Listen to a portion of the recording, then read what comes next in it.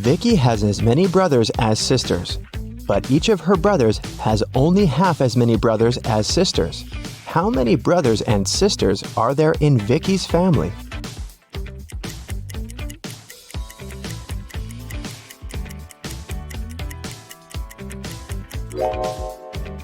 The correct answer is 4 sisters and 3 brothers. The key to solving this is to keep it simple. Just count the sisters and brothers in total and in terms of their own number of siblings.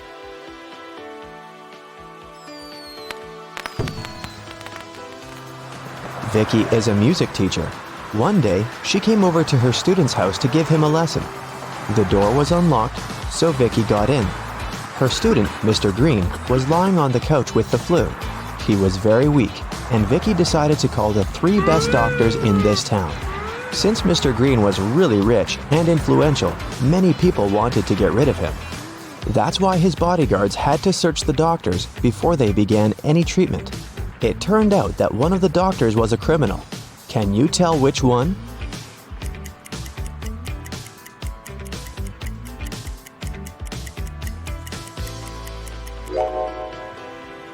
This guy. Why does he need an axe? Mr. Green got well and returned to his business duties. He runs a small company producing expensive diamond rings. On Friday, when the working week was finally over, he got a call from his bank. Mr. Green found out that someone had stolen all the money he had. He suspected that it might have been one of his employees, so he asked each of them what they'd been doing that day. Helen, the jeweler, said she always made 2 rings a day and showed all the rings she had made that week. Jesse, the sales manager, said that he had been busy meeting with the clients. And Amber, the cleaner, said that she'd been cleaning the office every day as usual, and she didn't notice anything suspicious. Who lied?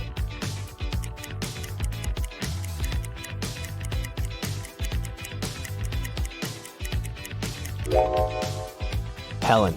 There are 5 working days in a regular week.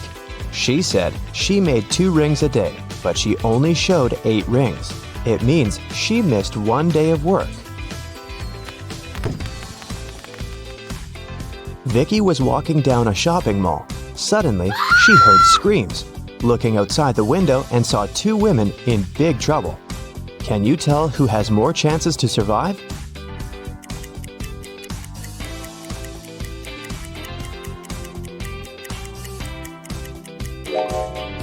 Look at this lady's hand. It's made of metal. She's a robot, so she'll more likely survive this adventure.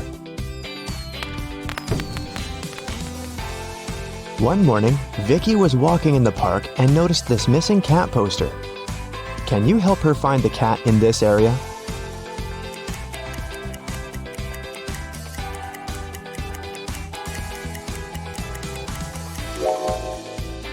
It's hiding in this old lady's bag.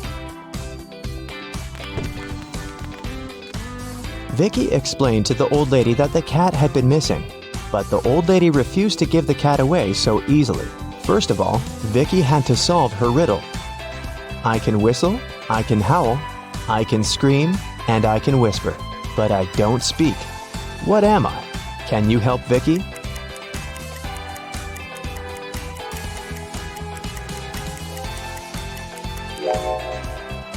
The correct answer is wind. After getting the cat, Vicky headed to its owner's home. She walked through this beautiful park. Can you spot what's wrong here?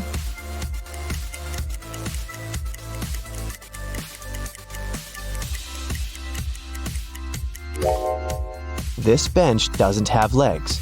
It's literally flying in the air. Vicky brought the cat to its owner, Diana. She was very glad to get her pet back and invited Vicky for dinner. Vicky was very hungry and agreed. Diana served these 4 dishes with various foods, but only one of them is safe to eat. Can you tell which one?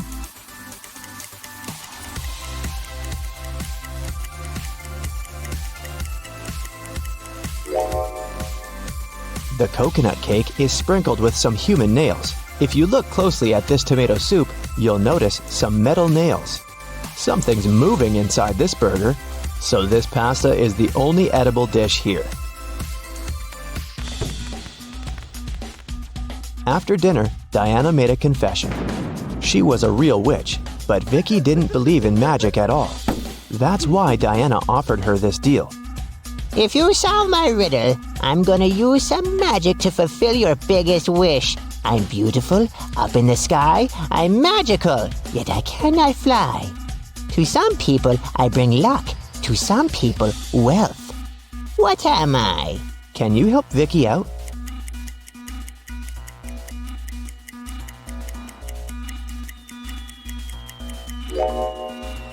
The correct answer is rainbow. Vicky has always wanted to become a famous singer. She received an invitation to a singing contest. Vicky sang beautifully and won first place. After the performance, she drank a glass of water backstage. After that, Vicky felt very sick. The contest manager called the ambulance. Doctors said that someone had poisoned Vicky. The police questioned 3 suspects and searched their bags. Lily said, "I was crying in the dressing room. This contest meant so much to me."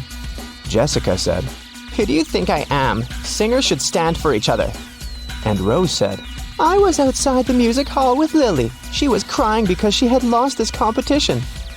Who poisoned Vicky?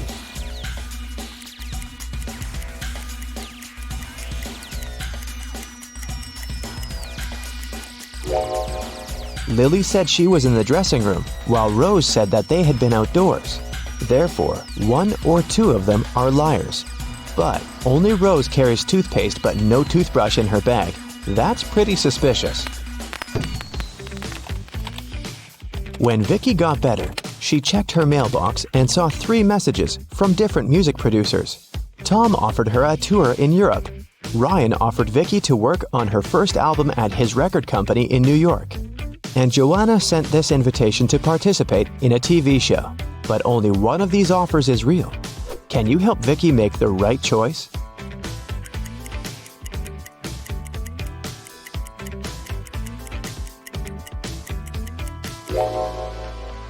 Joanna's message is spam. She doesn't mention Vicky's name anywhere, and the text includes a suspicious link. Ryan sent Vicky a picture of his record company. But there are palm trees and a tropical forest outside the window. It's clearly not in New York. So, Vicky should pick Tom. Vicky was walking home from a rehearsal and stepped on a magical portal. She fainted and woke up in an enchanted forest. Suddenly, a wicked witch popped out of nowhere and gave Vicky a choice. If you solve my riddle, I'll let you go. And if not, you'll get lost in this forest forever. Here's the riddle. I can be flipped and broken, but I never move. I can be closed and opened, and sometimes removed. You can seal me with your hands. What am I? Unfortunately, Vicky failed to crack this riddle. And what about you?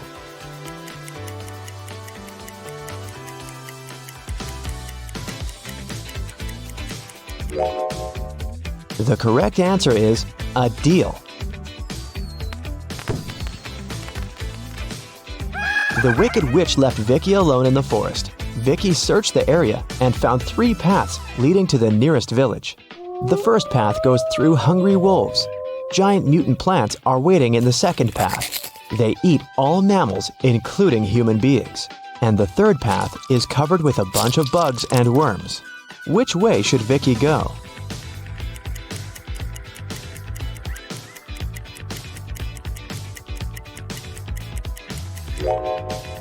Although insects are gross, they are the least harmful to humans, so Vicky should choose this path. Vicky got very hungry and decided to find some food in the village. When she came closer, she realized the gates were locked. Can you help her guess the right code?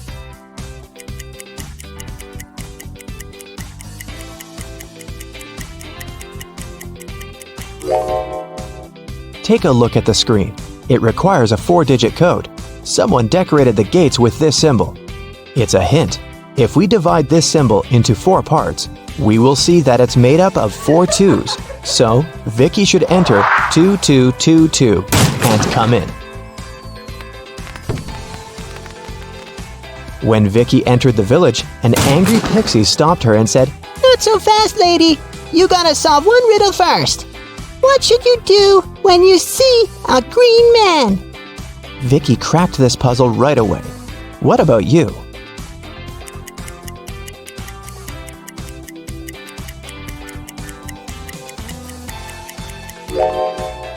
You should cross the road.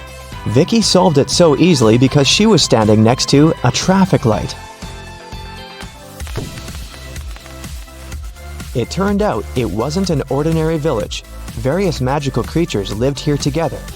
Vicky entered the local club and asked for some food.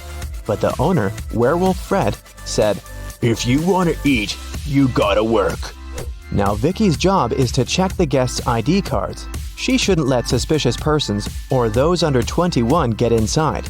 Take a look at these 3 ID cards and figure out who shouldn't enter the club.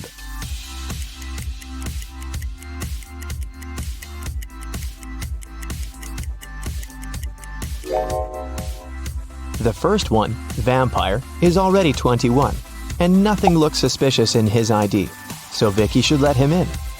And this werewolf lady seems alright too. This elf's ID card says he was born on September 31st, but such a date doesn't exist. Therefore, Vicky shouldn't let the elf in. After work, Vicky went to the local supermarket to buy some food. She saw 2 attractive young ladies eating street food there. Can you tell which one of them isn't human?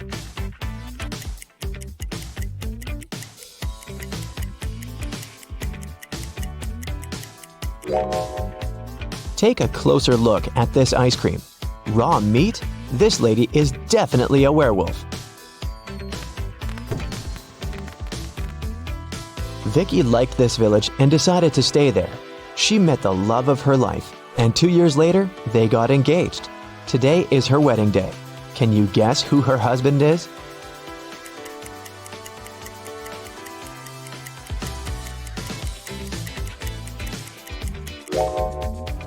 It's the third guy. He's wearing a tie, which means he attended the wedding, and he's wearing a ring too. 3 friends, Jim, Alex, and Chris, pick hats from a box. In the box, there are 2 black hats and 1 white hat. Jim sees the hats on Alex and Chris. Alex only sees Chris's hat, and Chris can't see any hats. When asked if they know the colors of their hats, Jim and Alex both say no.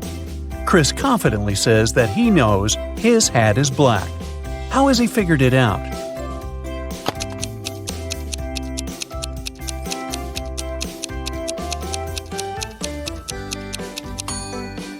Here's how it works. Jim's no means there's at least 1 black hat between Alex and Chris. Alex says no too, indicating that he sees a black hat on Chris. If it was white, Alex would know he's wearing the black since there's only 1 white hat. So Chris is sure that his hat is black. No magic or tricks, just logic. Detective Sue finds herself entangled in a case involving the theft of precious diamonds from a vault fortified with high security measures. The list of suspects is diverse. There's a janitor, a security guard, even the CEO. Who is the thief?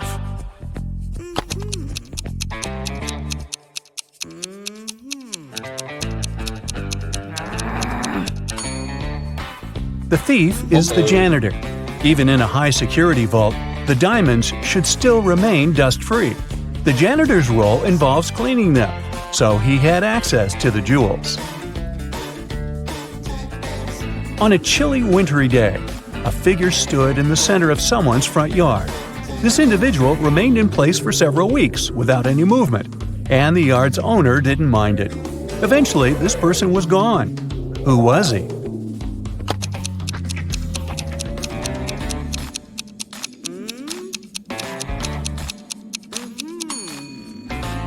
It was a snowman.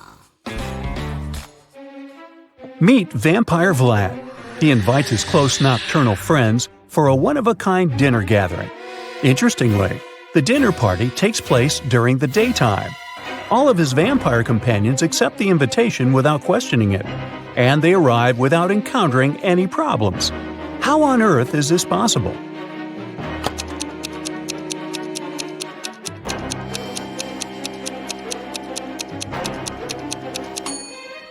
Well, it turns out Vlad is the master of planning. He chose to host his vampire friends during a solar eclipse. Vampire Vlad has another story to puzzle you.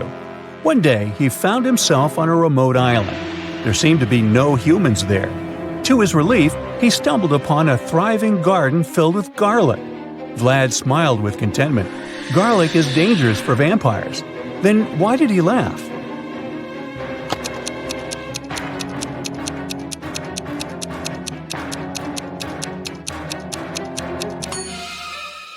That garlic garden implied the presence of a skilled gardener on the island.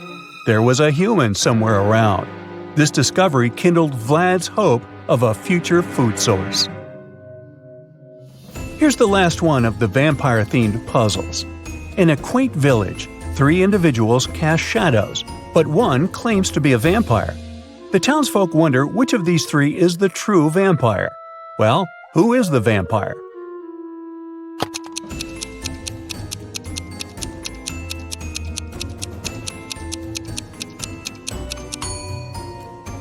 The vampire is the one whose shadow behaves weirdly. While regular human shadows mimic people's movements, the vampire's shadow moves independently. Look, the human shadows synchronize with their steps, but the vampire shadow has a mind of its own. Steve met a tragic fate on a Saturday afternoon. His wife claims she was in the shower at that time. The chef says he was making breakfast, and the gardener was busy pruning hedges. Who is the likely criminal?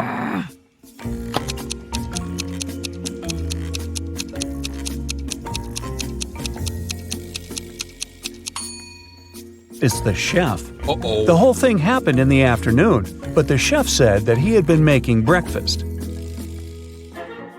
At a carnival, a boy made a bet with a man. The man said he could write the boy's exact weight on a piece of paper. If he succeeded, the boy would give him $50. If not, the boy would get $50. The boy thought he could always say he weighed more or less, so he agreed. However, in the end, the boy had to pay the man $50. How did the man win?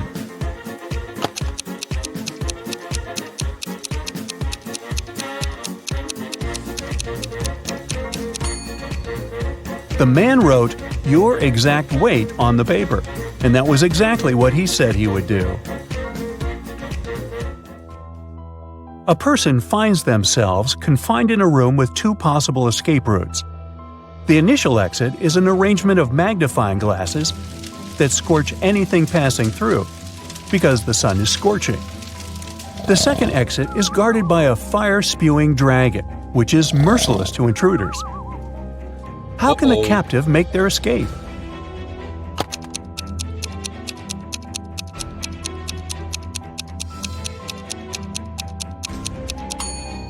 They should wait until nightfall when the sun is down and then make a dash through the first exit. A criminal has been sentenced to face a fatal fate, and he is given a choice to meet his end in one of 3 rooms: a room engulfed in a blazing fire, a room occupied by assassins, or a room inhabited by lions that haven't eaten a meal in years. Which room should he select?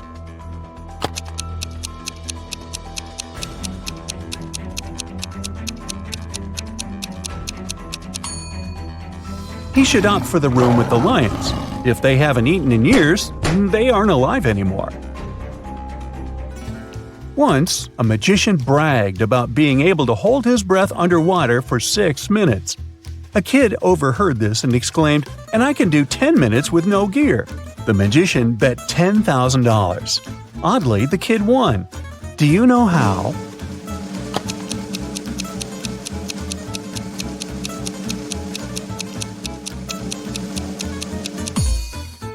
She was just holding a glass of water above her head for 10 minutes.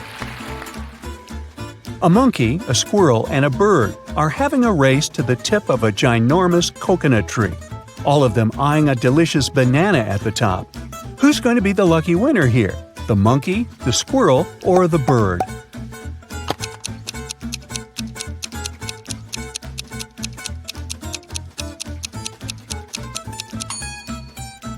Oh please, the answer is none of them, because bananas don't grow on coconut trees. There are 5 apples in a basket and 5 people in the room. Each person takes 1 apple. Yet in the end, 1 apple is left in the basket. How come?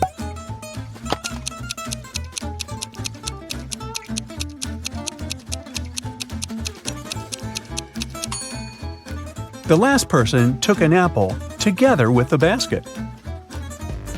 There's a person who lives on the 14th floor of a building.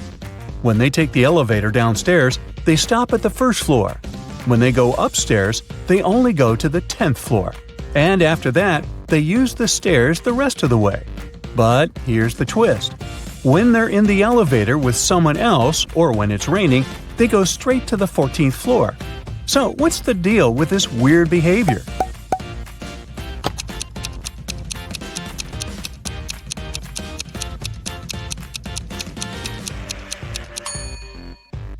This person is a child. They can't reach the 14th floor button.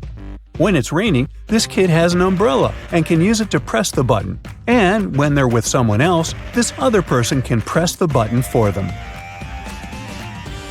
A driver goes the wrong way on a one-way street, but when he passes a few cops, they don't stop him. Why?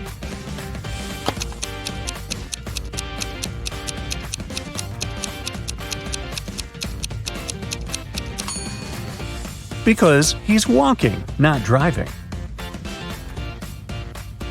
2 fathers and 2 sons go to the mall and then return home in a car. However, when they get out of the car at home, only 3 people exit. How is it possible? Did they forget someone at the mall?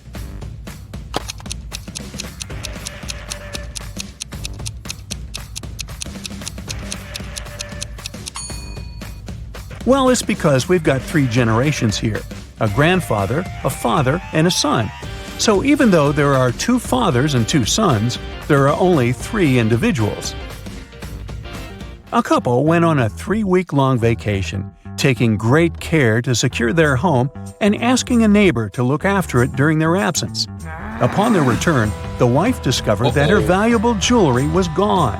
How did it happen?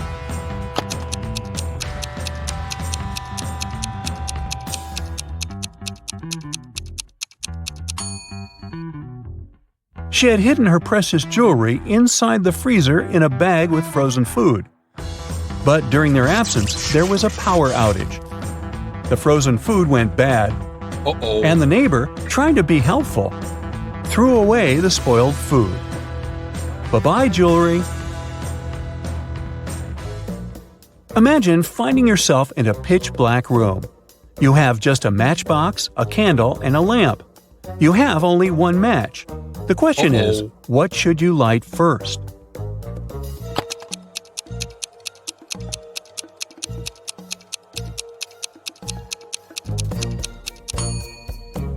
Easy peasy. You light the match first. Think of an 8-letter word that remains a valid word even when you remove 1 letter at a time until only 1 letter is left. It's almost impossible to guess, but give it a try.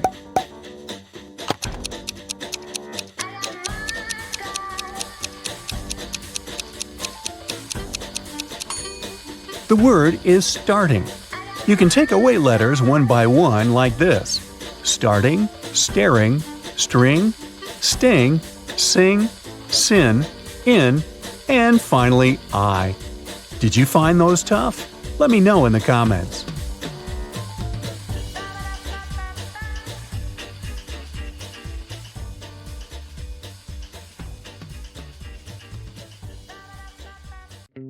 Bella and Shelley are sisters and best friends. One weekend, their parents went on vacation. Before leaving, They strictly forbade Bella and Shelley to have parties in the house. But the sisters didn't listen and invited all their friends as soon as their parents left. After the party, the entire house was a mess. So, Bella and Shelley hired a cleaning lady to get rid of any evidence of the party. When their parents arrived home, their mother, Jessica, began to yell, "I told you, no parties in this house!" How did she know?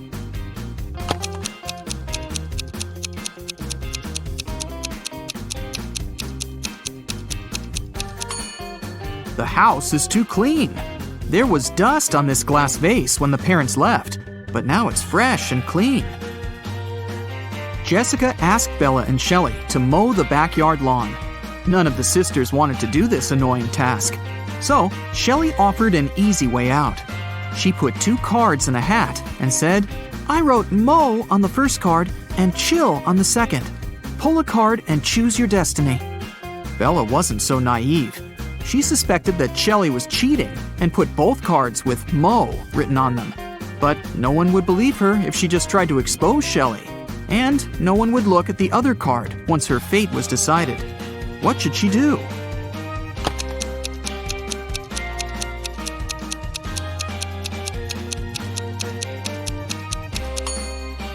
When asked to draw a card, Bella should pick any and destroy the paper without looking at it.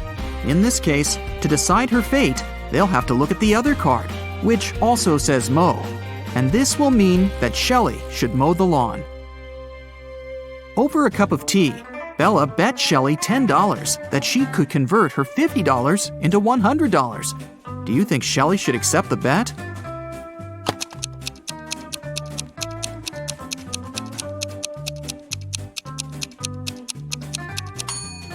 There's no logical reason behind accepting it.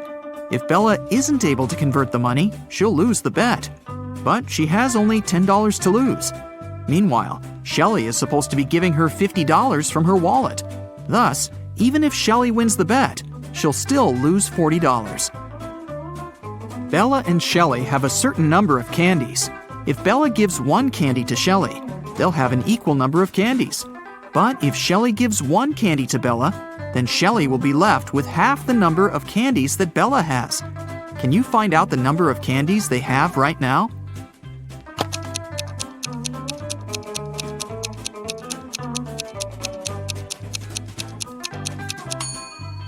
Let's use some math to figure it out. Right now, Shelley has X candies and Bella has Z candies. Now we can sum it up in these equations. X plus 1 equals Z minus 1. Therefore, Z minus X equals 2. Also, X minus 1 equals Z plus 1 divided by 2. Now we know that 2X minus Z equals 3. So, if we equate these two conclusions, we'll get the following. X plus 2 equals 2X minus 3. Now we know that X equals 5 and Z equals 7. Therefore, Shelley has 5 candies and Bella has 7 candies. Shelley was doing laundry and found out that her favorite t-shirt got torn. Can you count the exact number of holes in her t-shirt?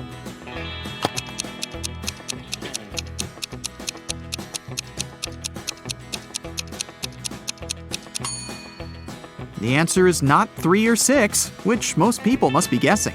The correct number of holes is 10.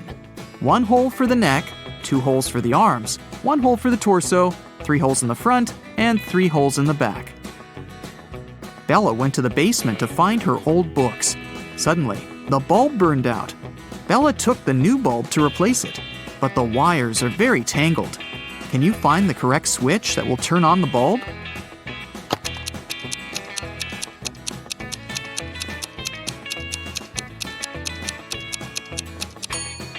It's the red switch. The best way to get the answer is to start from the bulb. It's been a long day. Bella finally went to sleep. But when she saw her bedroom, she yelled and ran away. Can you tell what's wrong here?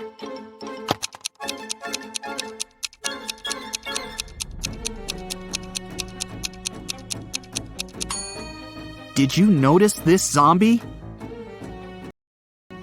Bella ran to the living room and shut the door. Is she safe here?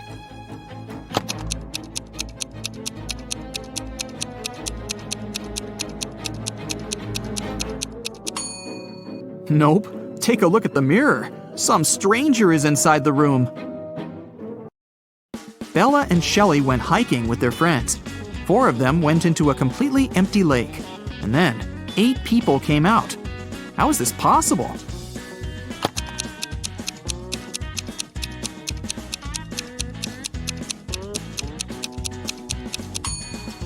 Four people were sitting on the shoulders of the other 4 when they were getting inside the lake. The guys made a stop to have a picnic. They began to play football. During their play, Bella's boyfriend, Rob, busted his lips and ears and broke a couple of ribs and thighs. However, he still managed to play a professional match the very next day. How can this be possible?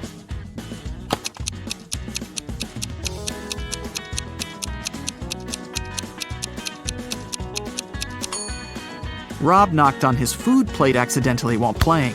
He had pig lips, ears, and ribs, along with chicken thighs. When he knocked on his plate, he busted his food. On the way home, the guys went through a field. They saw a cow.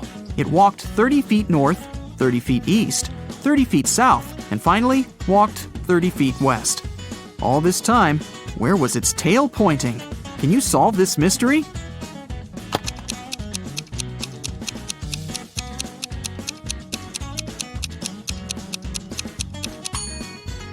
Downwards, of course. The guys rented 4 scooters in 4 different places and hit the road. They agreed to meet in a cafe at the gas station. Here's the map. Can you tell which scooter will reach the destination first?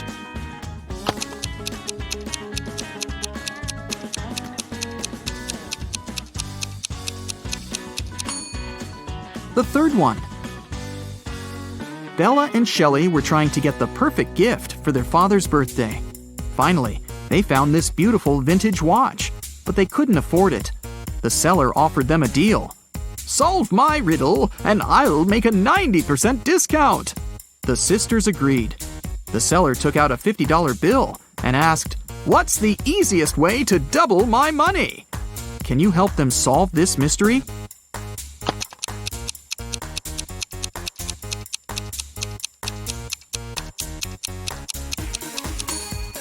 They should put the bill in front of a mirror. The sisters decided to have lunch in a cozy little cafe. The cook offered them tomato soup, mushroom salad, chicken wings, octopus, and mushroom pizza. Can you help them choose the safest food?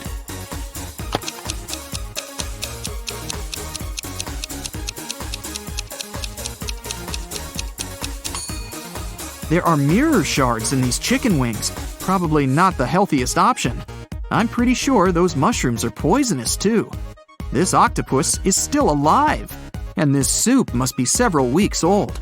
So, Bella and Shelley should choose the mushroom pizza. After lunch, the local barista offered the sisters free coffee if they managed to solve his tricky riddle. Here's the task. Name a 10-letter word in English that can be typed using only the top rows of your computer keyboard. Can you help the ladies get their free coffee?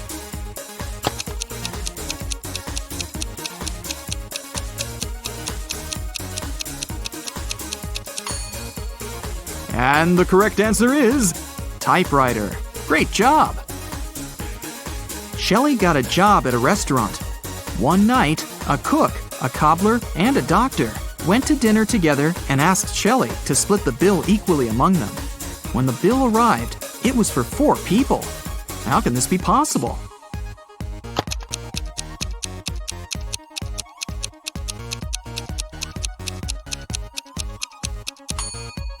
The 4th person was the knight.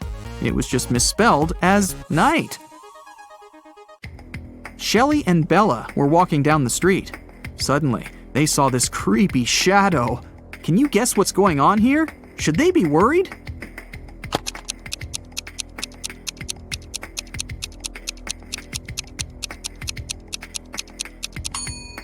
Nope. It's Halloween. The guy is just walking around and scaring people in his witch costume. See? He's wearing sneakers. Shelley and Bella saw this mysterious magic shop sign and decided to go get some tarot readings. As soon as they entered the shop, a wicked witch locked the door and said, "I will make your biggest dreams come true if you crack my code. But if you fail, you'll stay here forever." Then she gave them the following clues. A. 981. One number is perfectly placed. B. 924. Everything is incorrect. C. 093. Two numbers are part of the code, but are in the wrong places. D. 147. One number is part of the code, but is in the wrong place. E. 783. One number is part of the code, but is in the wrong place. Can you help Shelley and Bella?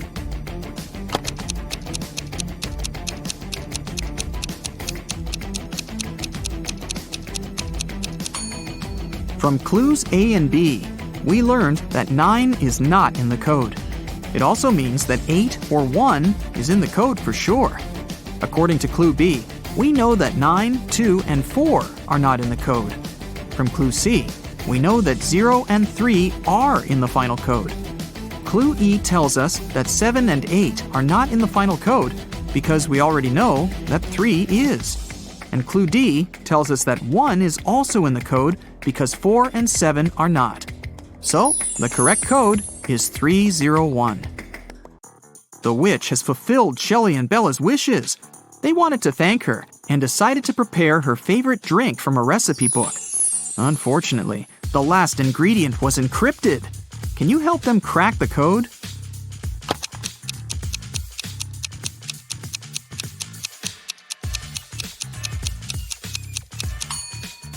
They should add a tear of a Triton. After visiting the witch, Shelley met a handsome guy, Tom. They had a perfect date. Shelley couldn't believe that he was real. She thought it was an illusion created by the witch's spell. So she decided to test the guy's logical skills. She showed him this list and asked just one question. What do these words have in common? Can you help Tom?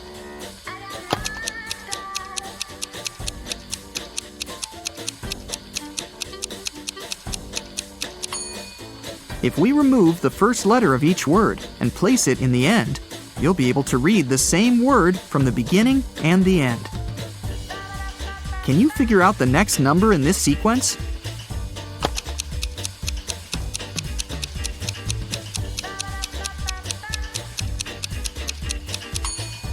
It's 2. To make the puzzle seem harder, all digits are placed apart. In fact, the sequence consists of 2 different sequences. The first one is 2, 3, 4, 5, and so on. And the second sequence is 9, 18, 36, 72, and so on. Now it's obvious that the next digit should be 2. Susan found out that her favorite pop band was playing a private concert for VIP clients in a luxurious club. She decided to sneak inside through the back door. But, unfortunately, Susan came across a strict guard behind the door. He refused to let Susan inside without a password. But, luckily for her, there was a hint on the guard's t-shirt. The hint was 2 infinity plus BD. Susan deciphered the hint and was allowed to enter. Can you guess what the password was?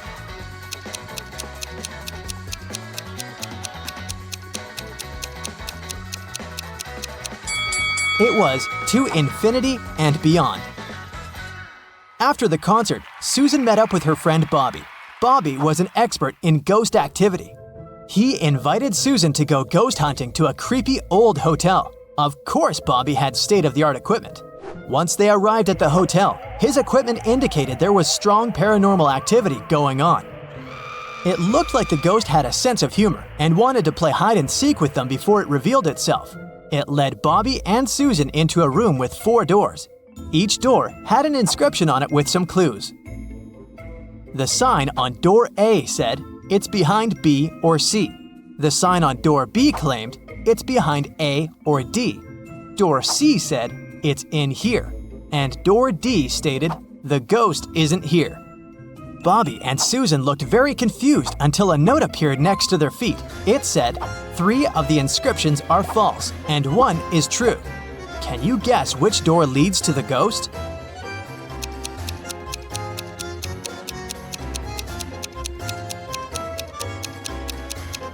Let's see how this works. If the ghost was behind door A, then both statements B and D would be true.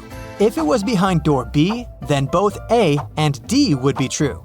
If the ghost was behind door C, then A, C, and D would be all true. But if the ghost was behind door D, then the statements on all the doors would be false, except for that on door B. This fits the rules, so the ghost must be behind door D. The next morning, Bobby called Susan again, saying that he had a surprise. He had won 2 tickets to Susan's favorite theme park and asked her if she wanted to go. Before she answered, though, Bobby warned her that she had to crack a very difficult riddle. Only then would he give her a ticket. She agreed. For a school challenge, 100 students received a number between 1 and 100. Each student was instructed to go inside a classroom that had exactly 100 boxes randomly numbered from 1 to 100. Inside each box, there was a slip of paper with a random number between 1 and 100 on it. Now, each student needed to enter the classroom on their own and find the box that contained the slip of paper with their number on it. But in order to do so, each of them was only allowed to open a maximum of 50 boxes. They were instructed to leave the room exactly as they found it, and they weren't allowed to communicate with other students once they'd left the room. If all of the students managed to find their numbers inside the boxes, they would each get $100. But if one of them wasn't able to find their number, none of them would be able to win the prize. Bobby asked Susan if she knew the best strategy for all of the students to find their numbers and win the prize. After a few hours, Susan called Bobby with the answer. She managed to figure out the riddle. Can you guess what she answered?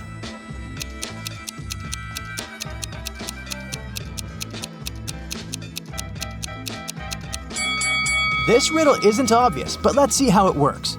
If each student searched for their numbers randomly, they would each have a 50% chance of finding the box with their number inside. This is because there were 100 boxes and they were allowed to look inside 50 of them. However, the probability of all of them finding their own number following this random strategy is absurdly small. So, to increase their chances of collectively finding their numbers, they would need a better approach. The students could use something called the loop strategy. After entering the classroom, they should go directly toward the box that has their number on top of it. The number inside probably won't be their number, but that's okay. They should check the number inside the box and go look for the box with that same number on top of it, and so on and so forth. They should keep doing this until they find the paper with their number on it. This strategy means there's more than a 30% chance of the students finding their numbers and winning the prize. It's not a huge probability, but hey, at least they'll have fun trying to figure it out. One afternoon, Susan found her father, Frank, in the living room. Frank was a private investigator and he had just received a message revealing the address of the town's most dangerous criminal, Dirty Jack. He decided to go check the area, even though he didn't know what the criminal looked like. The address turned out to be an old warehouse. When he busted inside, he found 4 people sitting at a table. They were a carpenter, a truck driver, a mechanic, and a firefighter. Without any hesitation, Frank arrested the firefighter. How did he know it was the criminal?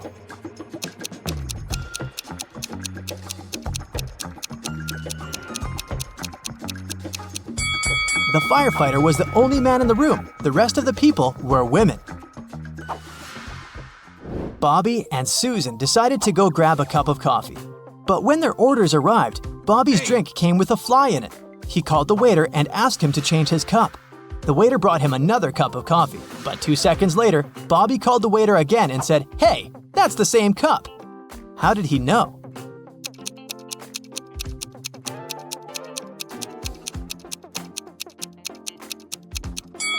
Because Bobby had already put sugar in his coffee.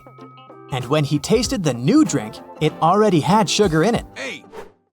Susan and her family went on vacation to their country house, but unfortunately, it was raining heavily.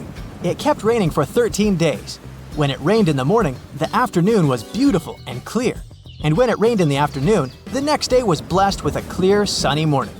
Overall, Susan's family experienced 11 nice mornings and 12 nice afternoons. Can you find out the total number of days they spent in the country house?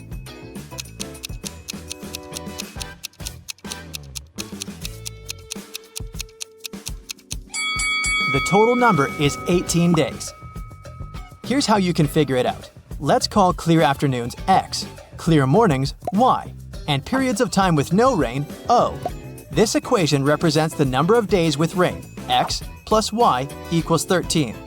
And here are the days with clear mornings, Y plus O equals 11.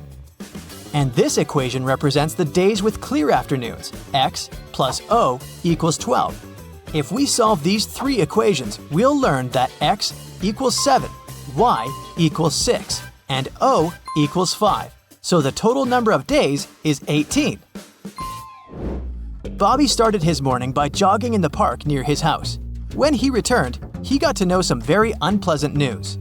Someone had stolen his car. He questioned 3 of his neighbors.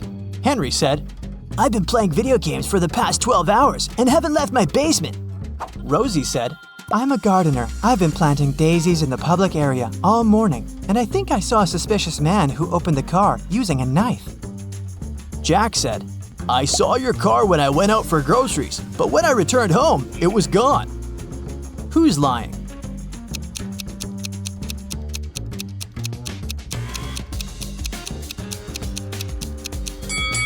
Rosie. She said she planted daisies, but look! There are only rose bushes in this area. One day, Susan found a box on her desk with a note that read, "What can run but never walks, has a mouth but never speaks, has a head but never weeps, has a bed but never sleeps." Can you decipher this riddle?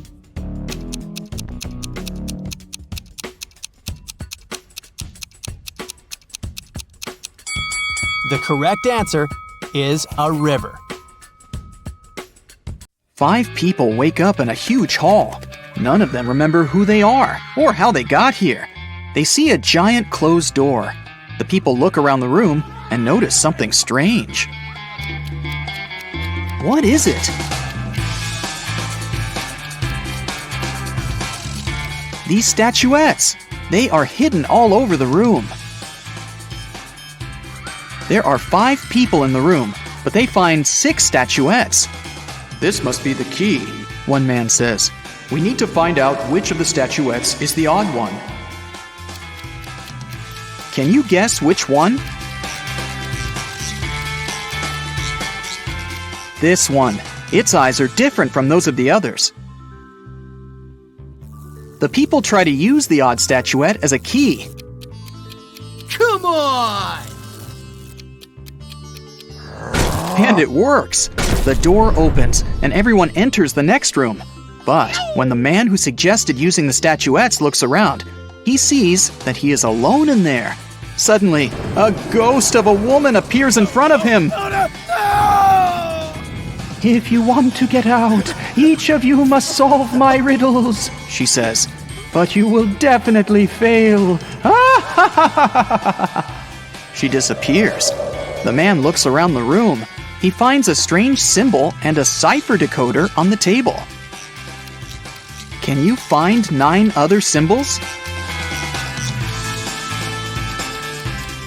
These are all 10 symbols. The man begins to unravel the message using a decoder. Can you decipher it?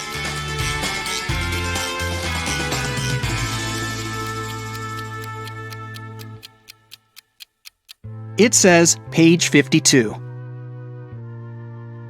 The man opens the book lying on the table. On page 52, there's a riddle written in an ancient language. If you have me, you want to share me. If you share me, you haven't got me. What am I? The man immediately guesses the answer. Can you? It's a secret. The man is surprised that he was able to read the riddle written in an ancient language. The answer is the password to the door. He types it in and the door opens. Suddenly, he remembers. His name is Thomas. He's a linguist and a cryptographer. Meanwhile, in another room, a young man finds himself in a beautiful place full of plants. There are 3 flowers on the table. They giggle maliciously. The sign in front of them reads, "Lying Flowers." The first flower says, "You'll never get out of here, and you'll never get rid of us. Just give up already." The second one says, I don't remember how you can get rid of us. It was either cutting or uprooting us. The third one says, Uprooting and plucking us are both proper ways. what should the guy do? Cut the flowers, uproot them, or pluck them?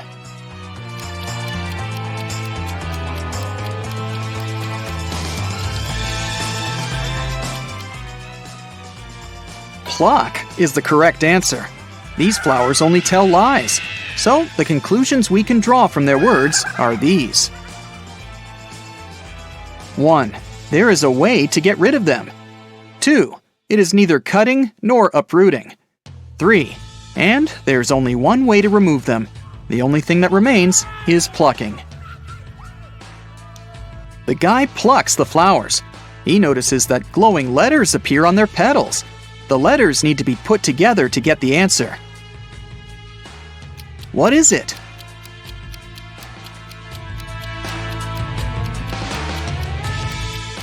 The word is basket.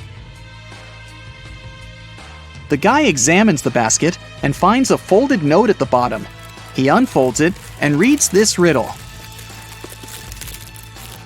In a pond, there are some flowers with bees hovering over them. How many flowers and bees are there if both of the following statements are true? 1. If each bee lands on a flower, one bee won't get a flower. 2. If every 2 bees share a flower, there is 1 extra flower. Can you help the guy crack this riddle? There are 4 bees and 3 flowers. Suddenly, a sunflower bud appears on the table.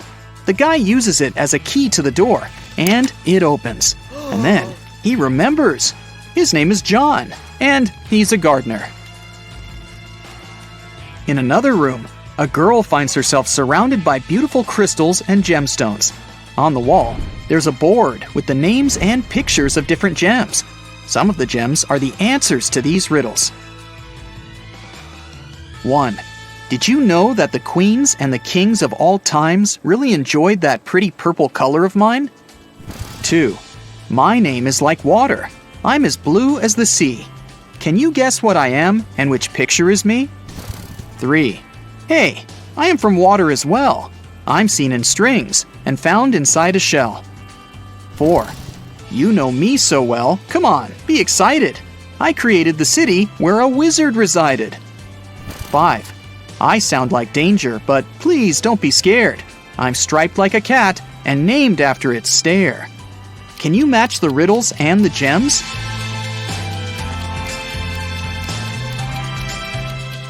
The correct answers are 1. Amethyst, 2. Aquamarine, 3. Pearl, 4. Emerald, and 5. Tiger's eye. The girl hears some noise and notices that the box on the table has opened. She comes up to the box and reads the next riddle. The queen went to the king to complain about her lady-in-waiting. In the morning, the queen put her amethyst necklace in a jewelry box to protect it from sunlight. No wonder, this stone tends to fade in the sun. She spent the day in the library reading books. At one point, she looked out of the window and noticed her lady-in-waiting. She was sitting in the garden, wearing the queen's necklace. The lady-in-waiting began crying and said this was not true.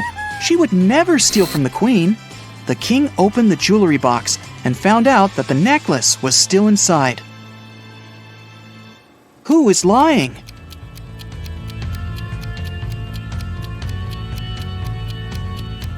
The girl soon realizes that the lady-in-waiting is the liar. Have you noticed that the amethyst is now much dimmer than before? That means that the lady-in-waiting really wore the necklace outside. The girl solves the riddle. 3 gemstones appear at the bottom of the jewelry box: citrine, garnet, and alexandrite. There's also a note that says, "Figure out the weight of each stone without using scales. This riddle will help you." Can you figure out the weight of each stone? The citrine weighs 10 ounces, the garnet weighs 4 ounces, and the alexandrite weighs 2 ounces. Suddenly, the girl remembers. Her name is Melissa. She is a jeweler and collects crystals. In another room, a woman finds 6 glasses on the table. 3 of them are empty, and 3 are full of water. The woman sees a note. Move only 1 glass to make a row of alternately full and empty glasses. How can she do it?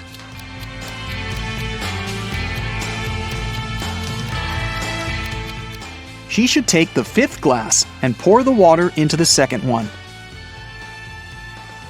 Suddenly, the glasses disappear. Instead, 2 sets of different ingredients and a note appear on the table. The note says, "Find 3 differences." Can you spot all of them?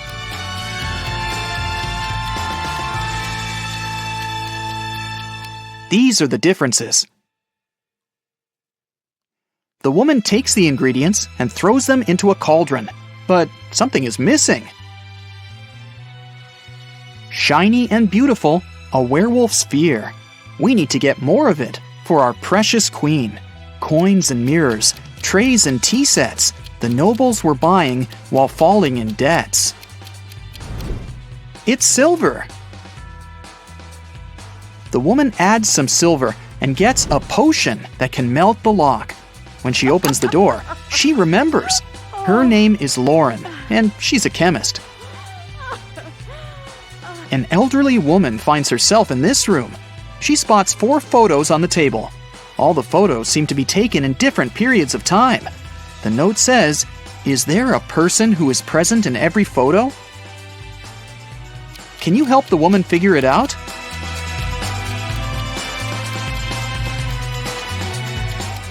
Here she is. Despite the signs of aging, you can see that this is the same woman. Look, she has this mole above her lip. A mirror appears in front of the elderly woman. Wait, is that her? The woman from the photos? The mirror shows her with a guy in a suit. He looks confused. There's a maid on the left and a bride on the right. "Don't listen to her. I'm your wife," says the bride. "You're lying. I'm his wife," the maid cries. Can you guess who is lying?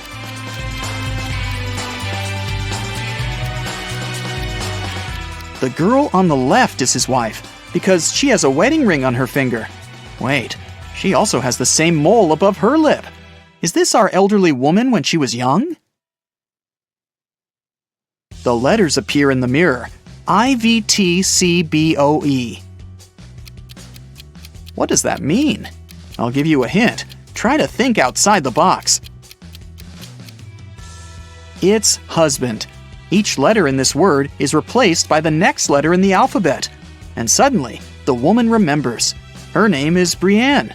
She's a witch, and this is her castle. Brienne opens the door. Everyone else has already gathered outside. "I'm your mother," she says. "We know," Thomas replies. "Another witch tried to steal our father. She erased our memories and put a spell on him. I deciphered the recipe for the potion that can help him remember, but I'll need your help." There is a large cauldron in the hall. Everyone uses their knowledge to prepare the potion. Now Brienne must cast a spell. Solve the puzzle to find out the magic word.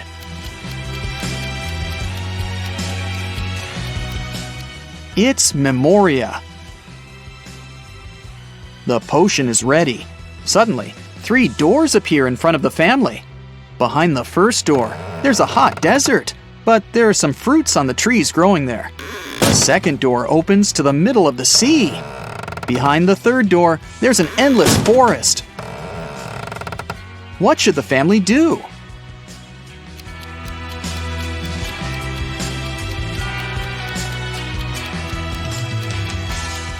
They should use the trees to make a raft and pick up the fruits so that they don't starve.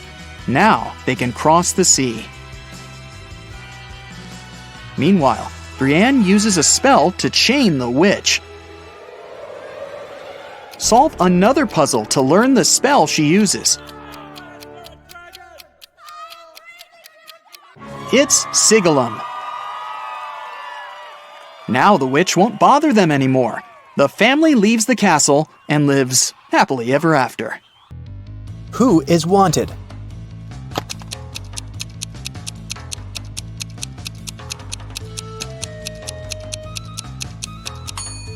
The girl on the right. She has the same mole as the girl on the poster. Who is an identity thief?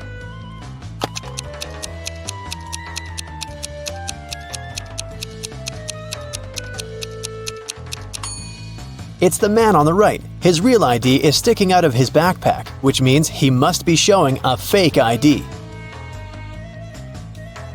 Who is an imposter?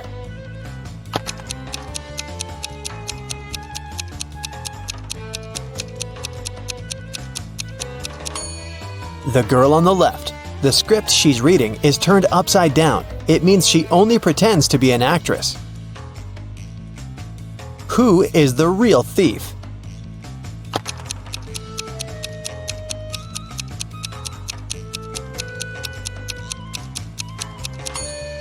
Both of these men are thieves. While one man is distracting the girl, the other is preparing to steal her phone. The last will of Mr. Wilson, a rich businessman, got stolen. There were 5 people in the house at that moment: Mr. Wilson's wife, their cook, butler, maid, and gardener. They all told the detective what they'd been doing that evening. Mrs. Wilson was sitting by the fireplace embroidering. The cook was making breakfast. The butler was supervising several workers in the living room. The maid was sweeping the floors in the hallway. The gardener was watering the plants in the greenhouse. Right after this conversation, the detective arrested the thief. Who is the culprit? And how'd the detective figure it out?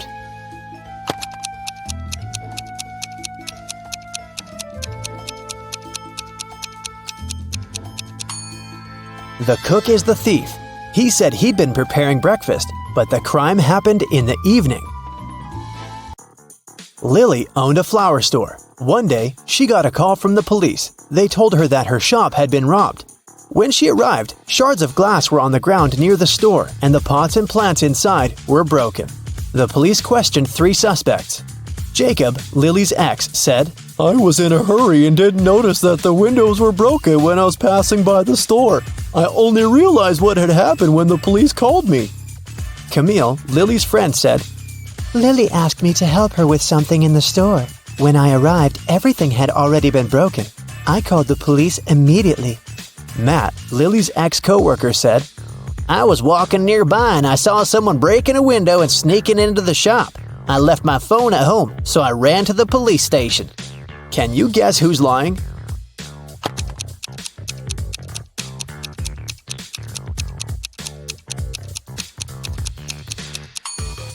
Matt is lying. Shards of glass were laying on the ground, which meant that the criminal had to break the window from the inside. Let's take a little break. Now, you need to think fast. Mary's mom has 4 daughters. One daughter is called April, the second is named May, and the third daughter is June. What's the 4th daughter's name?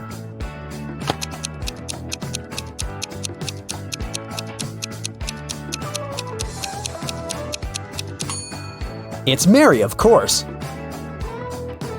Who doesn't belong to this list? Napoleon Bonaparte, Queen Elizabeth, William Shakespeare, Sherlock Holmes, Aristotle, Christopher Columbus, Donald Trump.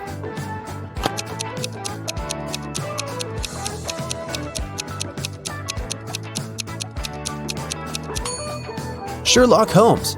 He's the only fictional character on the list. 8 girls are in the house, and each of them is busy with something. The first one is cooking dinner. The second one is lighting the fireplace. The third girl is playing chess. The fourth one is reading a book. The 5th girl is drawing a picture. The 6th is cleaning up the house. The 7th girl is watering the plants. What is the 8th girl doing?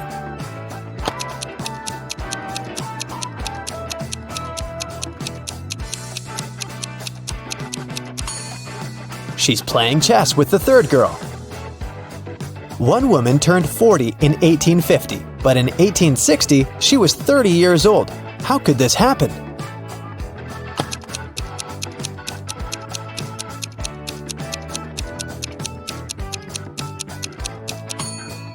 This could only happen if 1860 was earlier than 1850, which means that the woman turned 40 in 1850 BCE and 30 in 1860 BCE.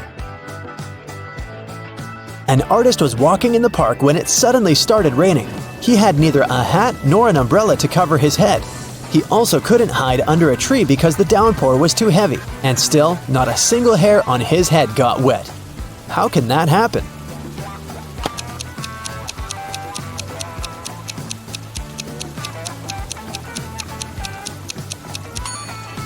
The artist was bald. Now let's get back to our detective riddles. Robert won $1 million in the lottery. He decided not to tell anyone about this, including his wife. At home, he put his money in a safe hidden behind a painting. The next day, the money disappeared. The police invited all the suspects for questioning. Emily, Robert's wife, said, "In the morning, I went to my husband's home to clean up there. The safe was open and there was nothing inside."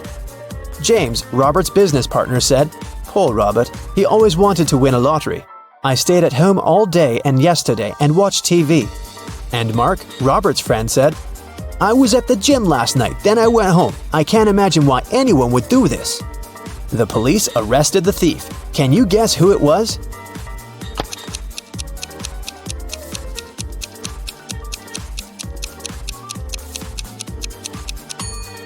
Robert's business partner did this. Robert didn't tell anyone that he'd won the lottery. His wife noticed an empty safe when she entered the office, but she didn't know what was inside. Marina was participating in a figure skating championship. She was a very strong competitor, and many people believed she could win. When the time for a warm-up ran out, all the participants started preparing for the performance. Marina was the first. She was amazing, but suddenly she tripped, fell down, and broke her leg, which made her unable to continue. The investigation revealed that someone had ruined her skates. The police interviewed 3 suspects. Anna said, "I didn't do anything, but I saw Jacqueline and Kate walking into the locker room before Marina's performance. They're the ones who ruined her skates." Jacqueline said, "Yes, I indeed went into the locker room to take my things, but I didn't see Kate there." And Kate said, "Yeah, that's because I've been practicing in the gym until it was my turn. Besides, Anna is lying. I saw her in the locker room." Can you guess who's lying?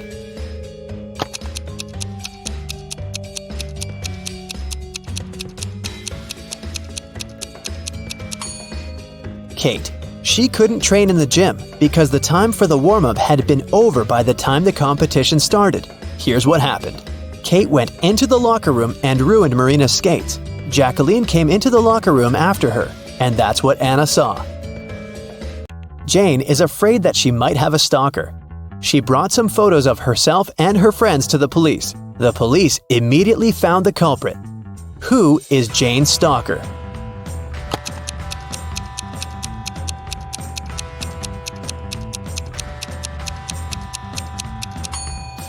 Jane's friend Mike. He's the only one who is present in all the photos, and sometimes he even tries to conceal his identity. The investigation didn't have enough evidence to prove the suspect was guilty. Detective Reed decided to investigate their house, hoping to find some clues. And he actually did find something. He discovered a secret room. However, it had a combination lock and the word "idea" written above it. Do you have any idea what the code might be?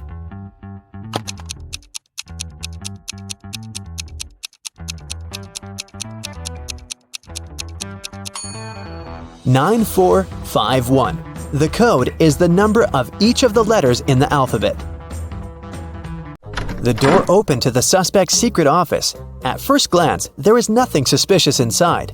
a table with a book in the middle, some dusty furniture, and a picture on the wall. The detective examined the painting and found a safe with a 3-digit code behind it. Next to it, there was a note with a hint: P270L7-8. Can you guess what the detective needs to do next?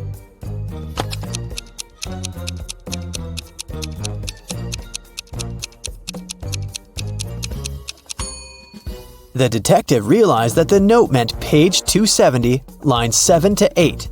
He should check out the book on the table. The detective found the necessary lines on page 270. They read, "After wandering through the desert for 4 days and 3 nights, I came across a couple of travelers. They fed me and gave me one of their camels." This is a clue that can help crack the code to the safe. What is it?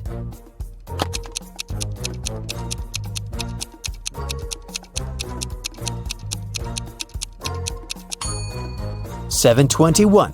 4 days and 3 nights makes 7. A couple of travelers is 2. And don't forget about 1 camel." The detective opened the safe and found the evidence that proved that the suspect was guilty. In the middle of the night, someone stole a unique artifact from a museum. The museum guard claimed it had been a robber. Detective Ridd arrived at the crime scene immediately and questioned the guard. The man said, I was walking around the museum. Suddenly I saw a dark shadow. I called out to them, but they didn't respond." But Detective Ridd noticed that something was wrong with this story. Can you guess what it is?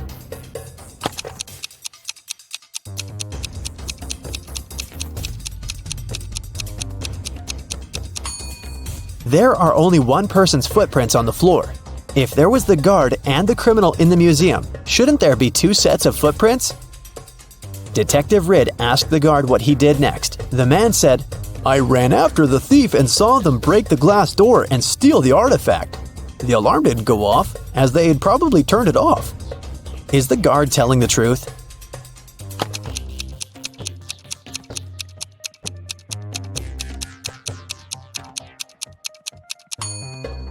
The door is indeed broken, but it's also open. It can only be opened with a key. It looks like someone opened the door to prevent the alarm from going off, and then broke the glass to hide the traces.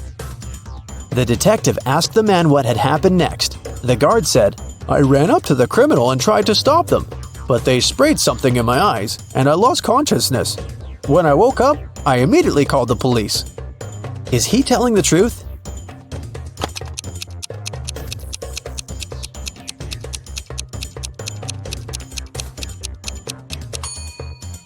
His eyes look totally fine. The robbery happened just a few hours ago. If the guard was telling the truth, his eyes would at least look red. He must be lying. The guard turned out to be the thief and was arrested. So, Smarty Pants, are you ready for some detective work? Great, because I happen to have some right here. Gee, what a coincidence. Yeah. Let's go! You drop a bowling ball in a bucket of water which is 45 degrees Fahrenheit. And you also drop another ball of the same weight, mass, and size in a bucket at 30 degrees Fahrenheit. If you do it at the same time, which ball will hit the bottom of the bucket first?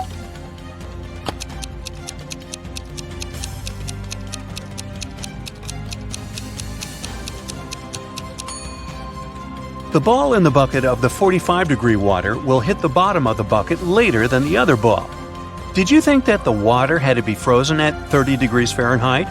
But the riddle says nothing about that bucket having anything in it. Therefore, there is no water or ice to slow the ball down. Sam is talking to his lawyer in jail.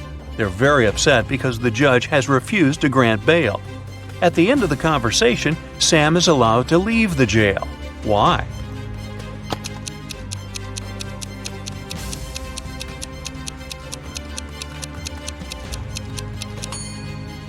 Sam is visiting his lawyer, who was arrested and jailed. Time to look for another lawyer.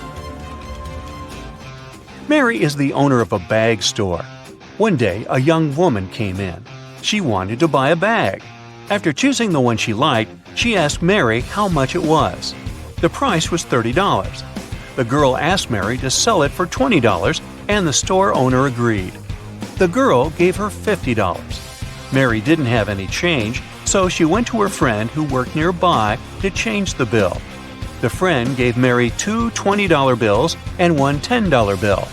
The woman gave the customer $30 and put the remaining $20 in the cash register. Just a few minutes after the buyer left, Mary's friend rushed into the store. "The bill you gave me is fake. I need my money back." Mary gave her friend her own $50. How much money did the store owner lose in total?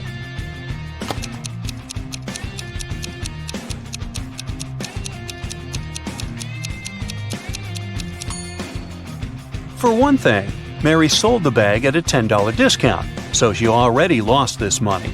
Then she gave the girl $30 in change, and she had to return $50 to her friend for the fake bill. One $20 bill was the one her friend had given her, so she had to add $30 of her own. In total, she lost $70. Wow, next time use a credit card, huh? Private Detective Deborah was doing some shopping at the mall. Suddenly, she heard people arguing. The woman went there and saw a stressed shop assistant and several people crowding it. The poor man had found a smartphone and made an announcement, and now several people claimed it was their phone. One man said the phone must have slipped out of his bag. A young woman said the gadget belonged to her, and an older woman shouted it was her husband's device. That's when the phone rang. For some reason, the shop assistant handed it to Deborah. The woman glanced at the screen and immediately gave the phone to the man. How did she understand whose device it was?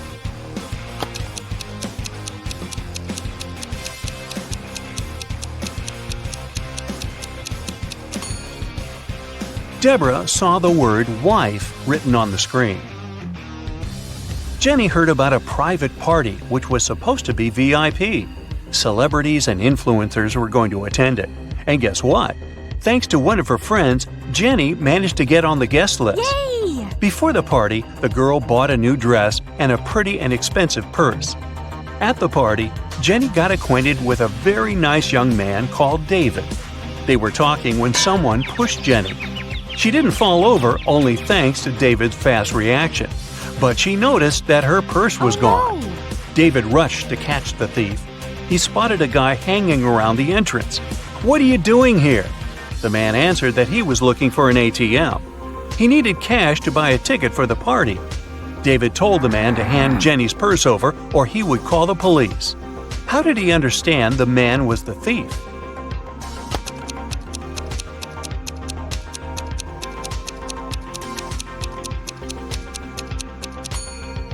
This is an A-list event. You can't just buy a ticket to get there. This man is lying. The faster you run, the harder it is to catch this thing. What is it?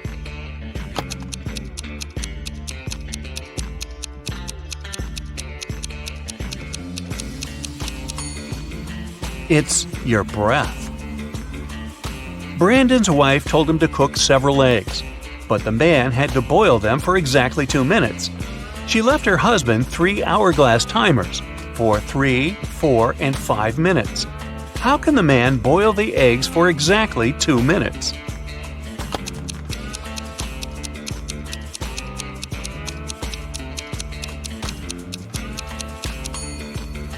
Brandon waited until the water started to boil.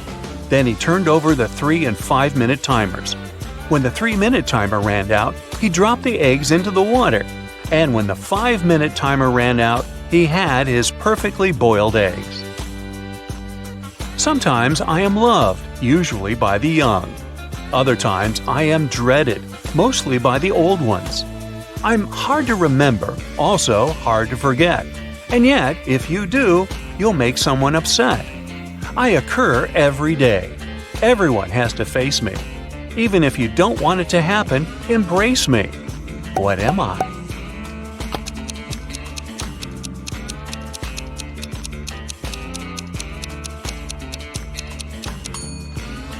A birthday. It's thin, but when water splashes it, none seeps through. When hit, it changes color. It covers an incredibly complex thing, yet it's very easy to flex. What is it?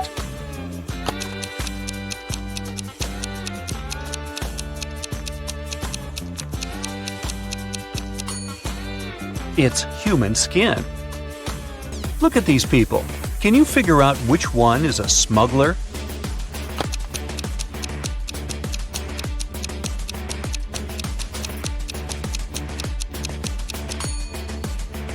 It's the woman on the left.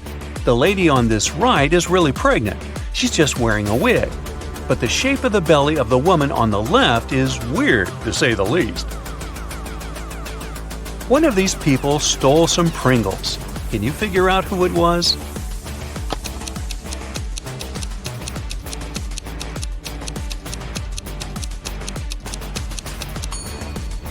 It's this young lady. Look at her ponytail. A very strange shape. Doesn't it resemble a pack of Pringles? Now, I've got this group of people for you. One of them is a vampire. Can you figure out who it is?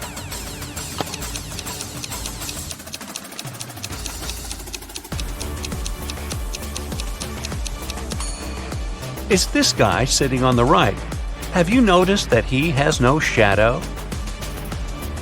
A farmer is traveling with a fox, a sheep, and a small sack of hay.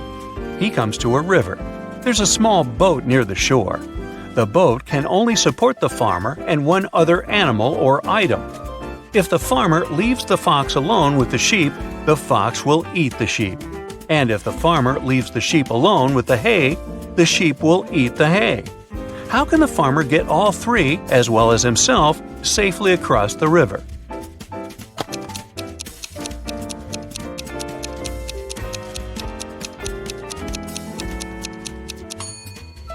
The farmer should take the sheep across the river. Then he should paddle back. Then he will take the fox across the river. After that, the farmer should take the sheep back to the first side of the river.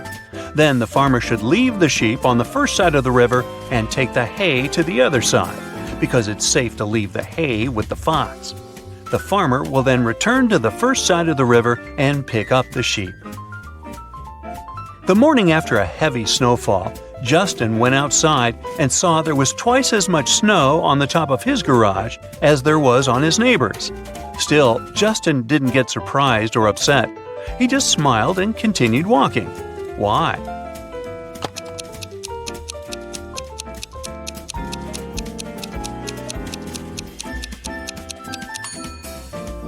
Justin's garage is twice as big as his neighbor's. No wonder it has twice as much snow. Andrew and Gary are twins. They were born just 1 minute apart, and Andrew is the elder of the two. But for some mysterious reason, they celebrate their birthdays 2 days apart once every several years. How is this possible?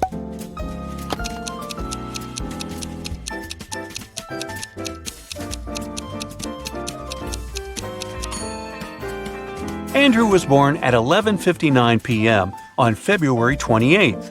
It wasn't a leap year, so Gary, who appeared just 1 minute later, was already born on March 1st. That's why, during leap years, they have 2 days between their birthdays. Look at these mirrors and say which one is magical.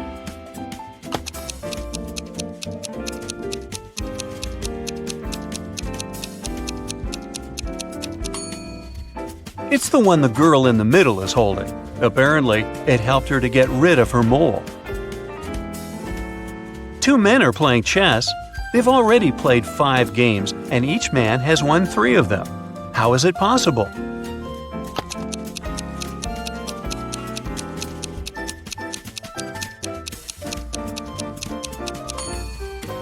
The men are playing with different opponents, not with each other.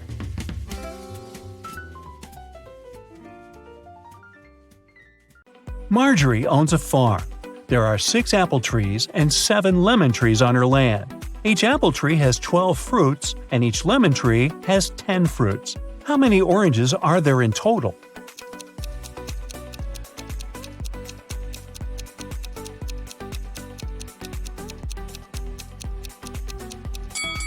Zero.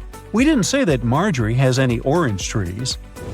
Marjorie inserts her diamond ring in a glass bottle and closes it with the help of a cork. Then she takes the ring out of the bottle without taking out the cork or breaking the bottle. Can you guess how she did it?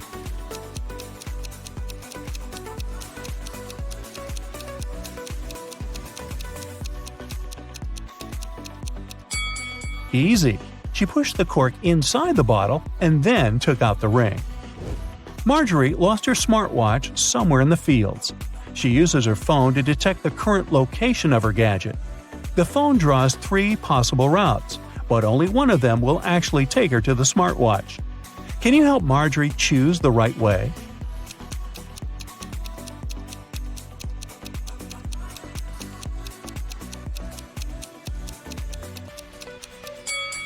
Route A is correct.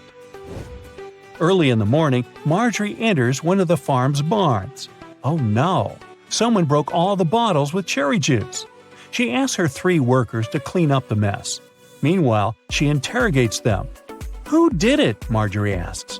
Frank replies, "Yesterday in the afternoon, I put all the cherry juice bottles on the shelves and left home. I don't know what happened." Phil says, "I didn't feel well last night, so I didn't touch the juice, and I went to bed early." And Anna says, "Yesterday I painted the fence all day. I didn't even enter the barn." Who's lying?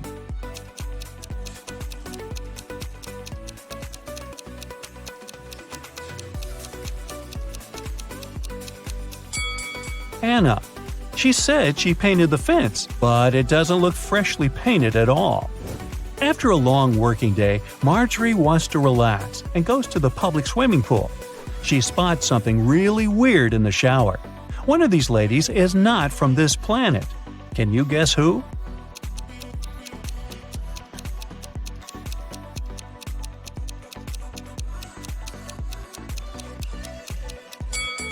The third lady. She's using ketchup to wash her hair instead of shampoo.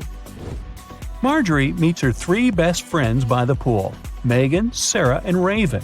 One of them gave birth to triplets 4 years ago. Can you guess who exactly?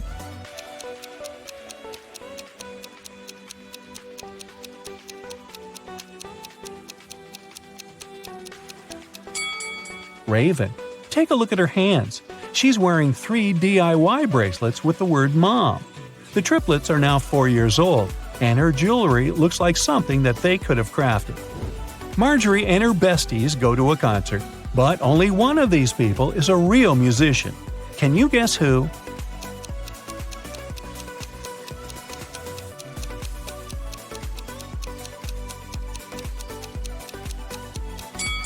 It's the second guy. The first lady put her sheet music upside down. After the concert, Marjorie takes a walk down the local street. There are 100 houses numbered from 1 to 100 on the street. Can you count how many times they use the digit 9 to number all the houses?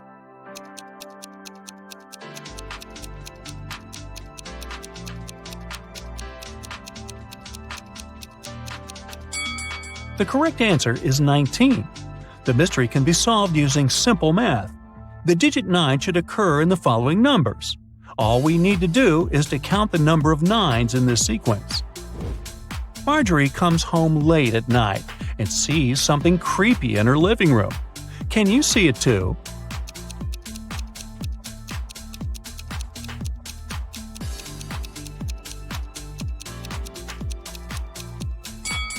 There are 3 ghosts in this room. What about the warehouse? Can you spot any ghosts here?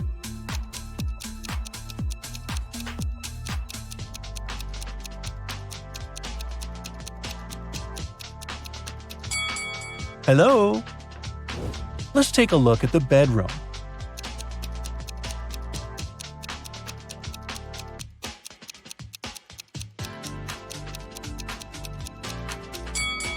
Ooh, there are 5 ghosts. Can someone call Ghostbusters? The next morning, Marjorie goes picking apples on her farm. Suddenly, someone spills cherry juice on her head. She noticed that someone climbed on a tree to pull that prank, but she didn't see this person's face. So Marjorie interrogates 3 people working on the farm that day. Frank says, "I was watering vegetables far away from the apple trees."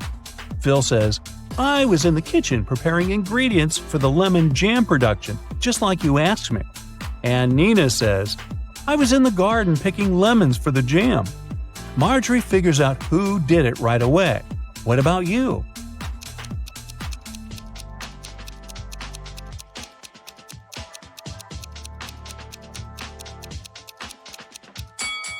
It was Phil. He tore his shirt and a piece of fabric got stuck on the branch of an apple tree. A group of tourists arrives at the farm and Marjorie gives them a fun tour. Unfortunately, one of these guests is a thief. Can you guess who?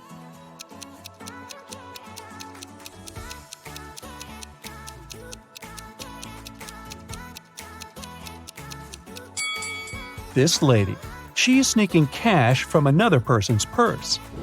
It's raining heavily all day, so Marjorie stays home alone and fries pancakes in the kitchen. Suddenly, she realizes that she had forgotten to switch off the TV in the living room and goes there. In a minute, Marjorie returns to the kitchen and gets speechless. Why? Can you guess?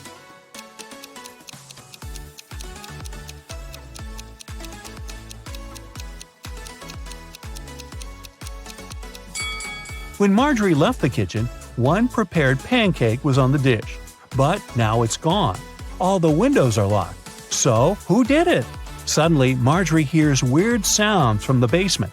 She goes there and finds the thieves. A family of raccoons broke into her house and sneaked the pancake. Can you count the exact number of animals in the basement?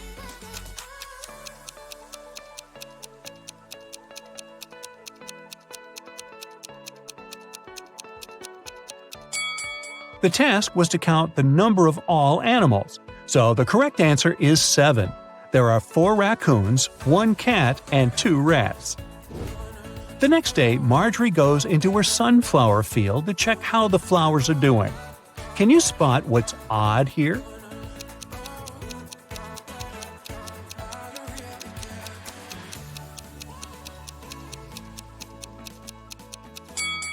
There's a socket built into the ground. Marjorie goes to Megan's birthday party. One of the guests has the number 2 written on his forehead, and the other has 3. Megan offers everyone a game. All 3 of you have a number on your forehead. The number on one of your foreheads is the sum of the other numbers. All the numbers are unique. Now, you can't talk to each other. If you guess your number correctly, you won't have to wash dishes. So, can you guess Marjorie's number?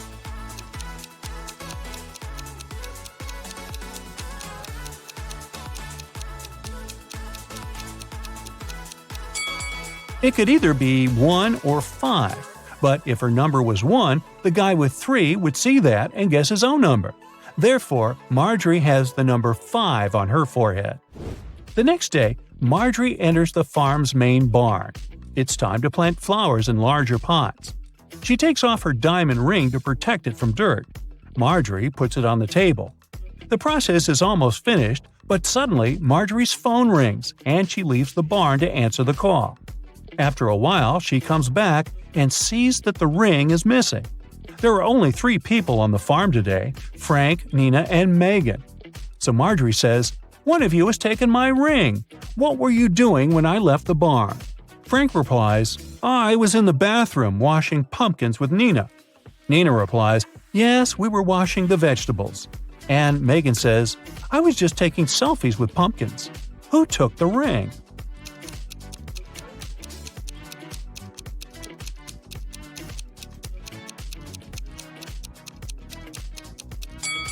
Look at this bird cage. It was opened. The canary bird flew out and took the ring. There are 3 sets of lab equipment on Marjorie's table. Can you sort the odd one out?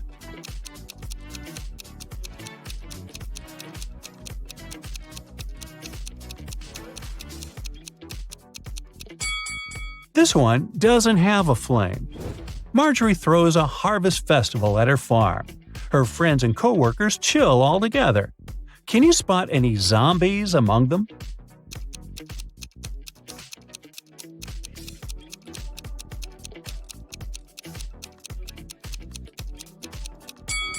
This dancer in the bushes doesn't look alive. As evening came, bright stars and a new moon showed up in the sky. Now Marjorie has to choose one of these 3 tunnels to escape. There's a family of creepy werewolves hanging out inside the first tunnel. The second tunnel is a home for mutant bats. They feed on humans and stay awake 24/7. And there is an unknown monster hiding in the third tunnel. Unknown because no one had ever returned from there alive to tell. Which tunnel is more or less safe to enter?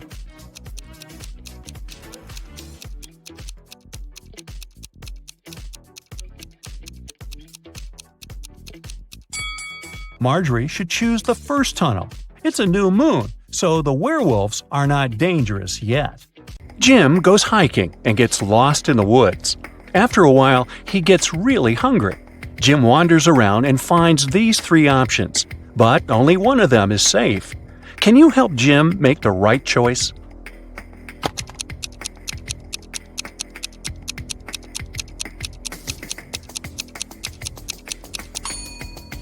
All the footsteps are leading to this berry bush, but not a single animal walked away from it, so the berries are probably poisonous.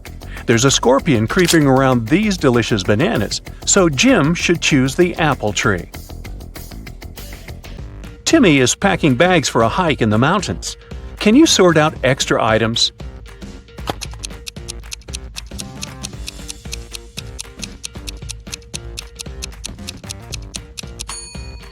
It's unlikely he's going to need a hairdryer. Timmy's already taking a flashlight, and he probably won't have access to electricity. Therefore, he doesn't need this table lamp. And finally, he shouldn't take this heavy silver cutlery. A frog is at the bottom of a well. The well is 30 feet deep. The frog climbs up 5 feet every day, but it slips back 4 feet every night. After how many days will the frog be free?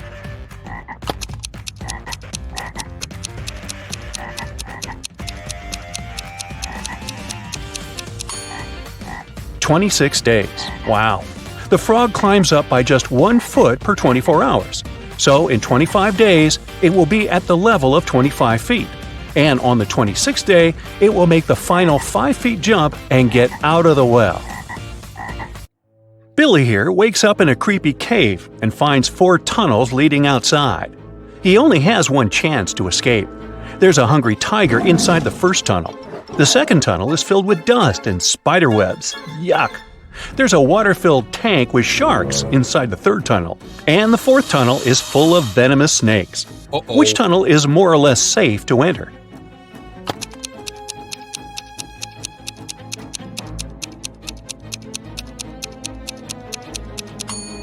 Billy should choose the second tunnel.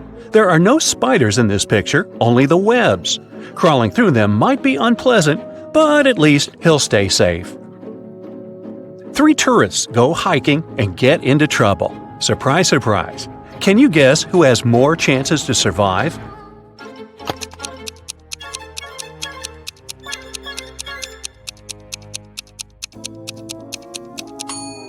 The third person. Although rats are gross, they're not fatal. Diana's boat was wrecked, and she ended up on a tropical island. The locals speak an unknown language, so Diana can't understand them. But still, she managed to spot this guy's wife right away. Can you see her too?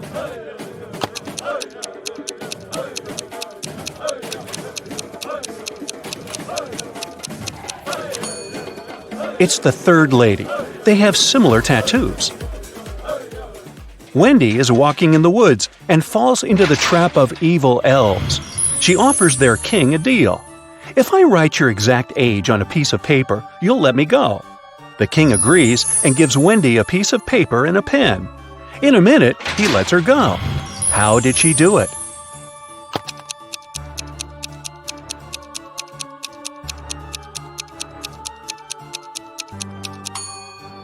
Wendy literally did what she said. She wrote your exact age on the paper. Ah, clever girl. Stan is walking home in a haunted city.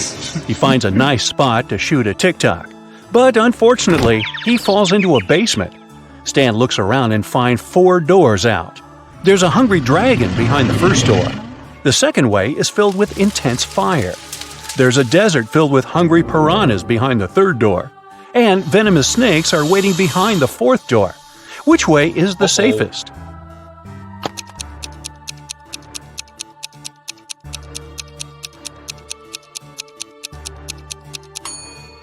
The third one. Piranhas live in water, so they wouldn't manage to survive in the desert. Therefore, they're not dangerous for Stan. Jessica gets lost in the desert with just one small bottle of water. She has no clue where the nearest water source is. What would you suggest? Run as quickly as possible to find more water? Pour all water on her head to avoid sunstroke? Find a shady place and rest? Stay where she is and shout for help as loud as possible.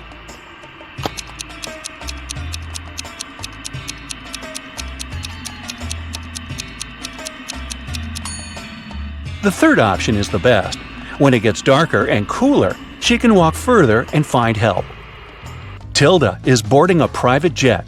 The crew greets her, and she spots an imposter among the crew members right away.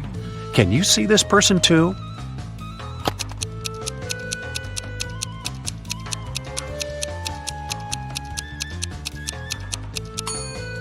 The pilot is wearing a badge with a female face and name on it. Therefore, he had stolen someone else's ID. Tyler wakes up in the morning and finds out that his shadow is gone. He goes to the local witch. She offers to choose from these 6 options, but only one of these shadows really belongs to Tyler. Can you spot which one?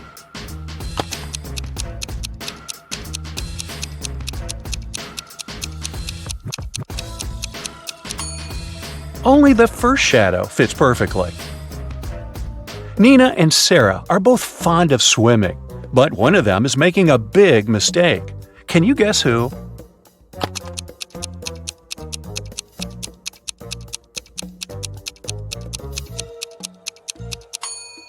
Nina.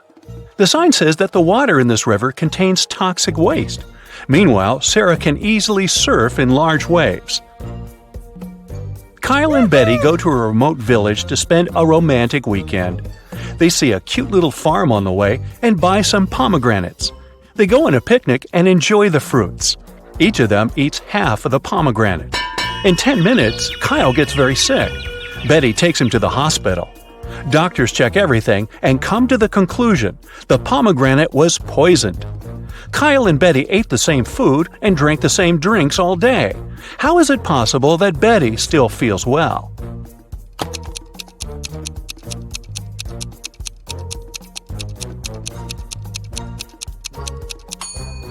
The poison was in the white seeds. Kyle ate them whole, while Betty only the red part. Allison is jogging in a park. Suddenly, she comes across an angry brown bear. It's getting closer and closer, but Allison manages to survive. What did she do? Started running as fast as she could? Fell to the ground and pretended to be unconscious? Or stood still and didn't move? What do you say?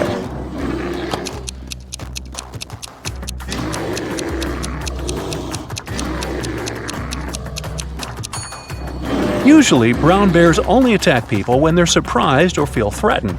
Allison fell to the ground, and the bear didn't consider her dangerous. Peter is hiking in the middle of nowhere. Suddenly, he sees a mountain tiger in the distance. He's trying not to panic and begins to look for a place to hide. There are 3 possible options, but only one of them is more or less safe. Can you help him make the right choice?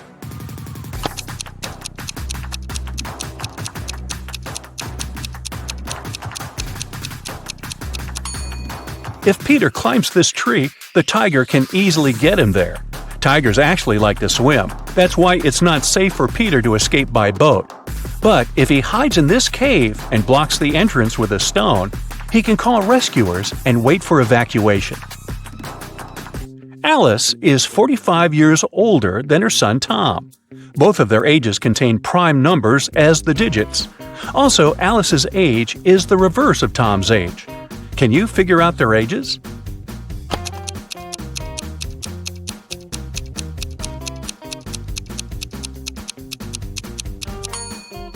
The only single-digit prime numbers are 2, 3, 5, and 7. Here's a list of possible age combinations: 32 and 23, 52 and 25, 73 and 37, 53 and 35, 75 and 57. 72 and 27, but only the last combination meets the first requirement. The age difference should be 45 years. Therefore, Alice is 72 and her son is 27. Polly is an archaeologist. She excavates an ancient city. Suddenly, she finds a beautiful antique vase, or vase if you prefer. But one piece is missing. Polly also finds these ceramic fragments. Can you help her find the missing piece of the vase?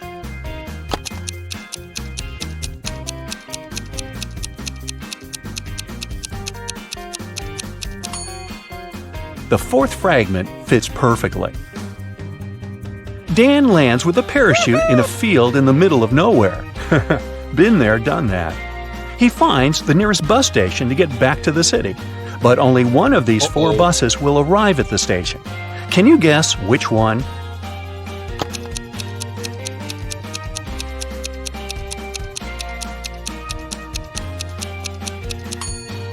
It's the second bus. You can crack this maze much easier if you start drawing from the final destination. Amy leaves her workplace to go to the bathroom. She returns and finds out that someone had stolen all the cash from her wallet. Amy checks the wallet's surface for fingerprints, but she only finds her own. The next day, Amy questions 3 of her coworkers. Mike says, "Sorry, I've been out for lunch when the robbery took place." Oliver says, "I've been feeling sick all morning, so I went home early." And Will says, "I've been having a conference call with our clients." Can you spot the thief?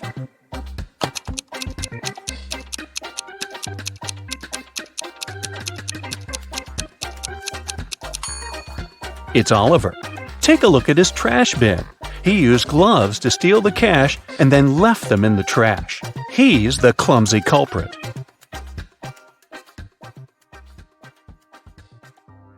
Julie worked in a Prada store in New York. Everything there was expensive, and most clients paid by credit card. But one day, she got a client who got a purse, a wallet, and a dress. All that cost her $3,990. But the woman decided to pay in cash.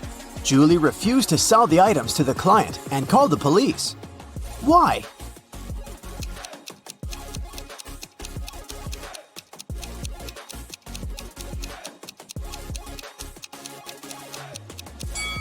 Tried to use to pay.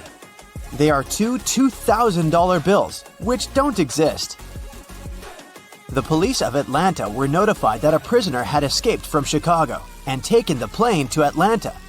Of course, an officer was sent to the airport to find the prisoner and capture them. The police officer spotted 3 people who looked similar to the criminal. Take a look at the passengers.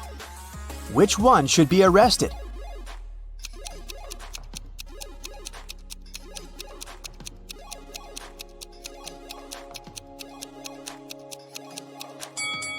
The prisoner must be this guy. He's the only one who doesn't have any luggage with him.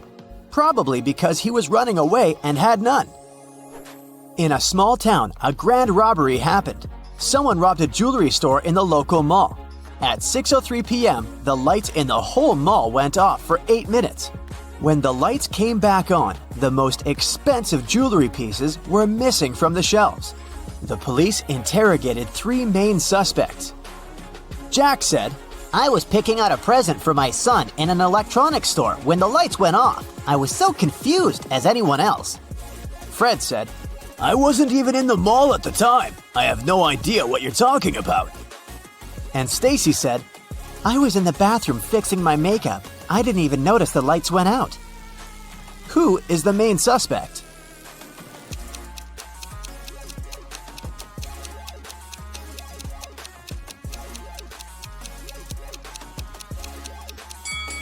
It's Stacy. She said that she hadn't noticed that the light had gone out, but they went off everywhere, including the bathrooms. She would have noticed it, so she's lying. Ava has always wanted to get a cat, but her mom wouldn't allow her to have a pet. So, when one day she found a kitten on the street, she brought it home, but kept it a secret. She succeeded for 2 weeks, but one morning she went down to the kitchen. Have you been hiding a cat in your room? Her mother asked. How did she figure it out?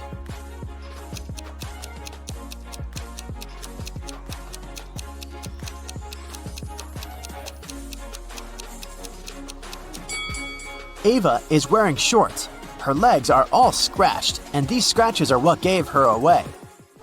During Halloween, all kinds of creatures flooded a little town, blending in with the citizens.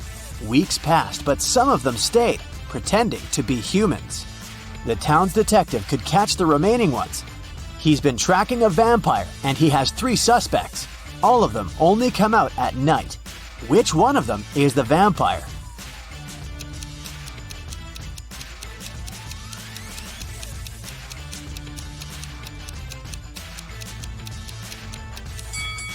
This guy is pale, but it doesn't necessarily mean that he's a vampire. This guy is wearing a silver chain, so he can't be one. But this guy doesn't have a reflection. This is definitely not a human.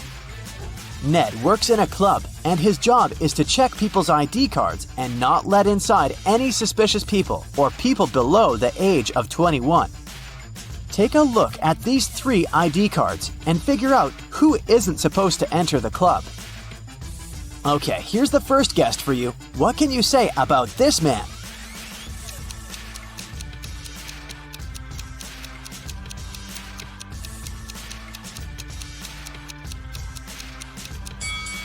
Don't let him in. The person in the photo is totally different. It's not this guy's ID card. Okay, here's the next one. Keep your eyes wide open. Do you see anything suspicious?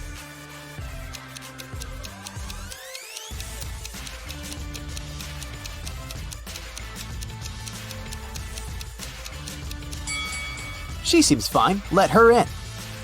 Okay, the next one. Check it out and make your decision. In or out?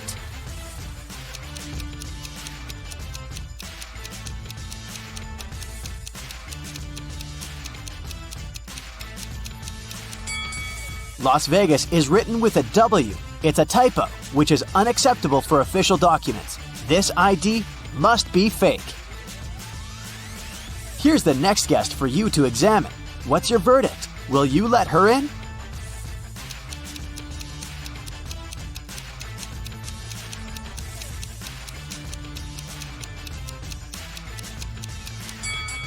She seems fine to me. It must be safe to let her in.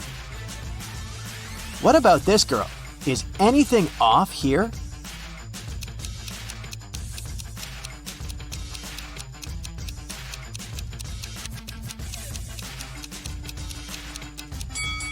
She seems fine to me too. Green light. Okay, the last guest. In or out?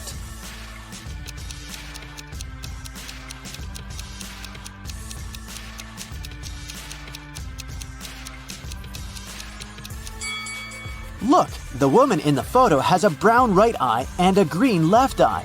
The real woman has a brown left eye and a green right eye. This is too suspicious. I wouldn't let her in. Amelia is a huge modern art enthusiast, and she wants to take her siblings to a new exhibition. A ticket for one person costs $18. A ticket for 2 costs $30. And a ticket for 3 costs $45. If she wants to pay as little as possible, should she invite her 2 siblings at once or go with each of them separately?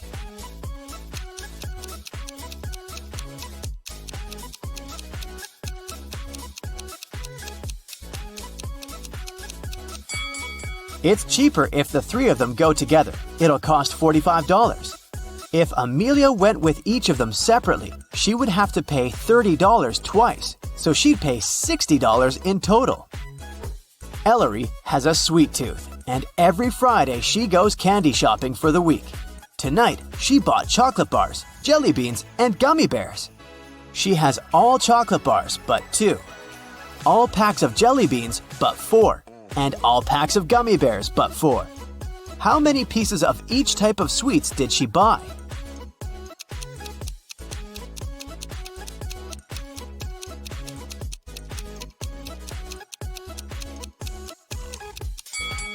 Chocolate bars are all but 2, which means that there are 2 packs of jelly beans and gummy bears together. So there's 1 pack of jelly beans and 1 pack of gummy bears. Chocolate and gummy bears are 4 together, so there are 3 chocolate bars. Ailu is a fairy living in her magical forest. Every day, she takes the same route for a morning flight to the lake. One Friday, she was flying to the lake when she met some other creatures moving towards her. There were 2 elves, 3 fairies, and a gnome. how many creatures were going to the lake that Friday morning.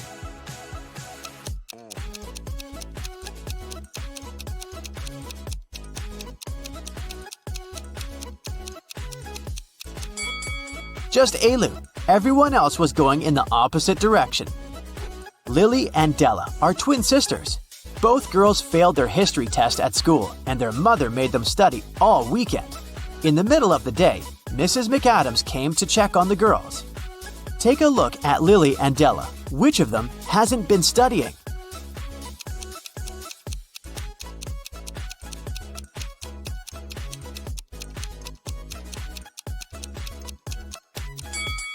Della, the book she's reading isn't a history book, it's physics. She must have grabbed the closest book as soon as she heard her mother's footsteps. A rich lady was booking into one of the best hotels in the city. When she got her key, she noticed that her bags had been stolen. The police interrogated 3 main suspects. Mr. Collins said, "I wouldn't steal anything. I'm rich. I live in the penthouse on the 20th floor." Mrs. Jones said, "I've just returned to the hotel. I've been out all day." And Mrs. Smith said, "I wouldn't steal anything. I have too much stuff myself."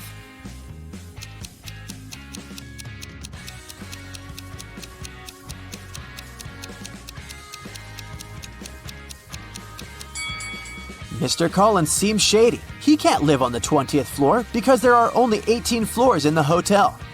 Amber participated in a game show, and she won. She got 3 exclusive gifts: a Givenchy purse, Armani sunglasses, and a Porsche. But here's a catch. She is to pick her presents herself by choosing between the original and a replica. You need to help her pick the correct prize. Here are 2 Givenchy purses. One of them is the original, and the other is a replica. Which one should Amber choose?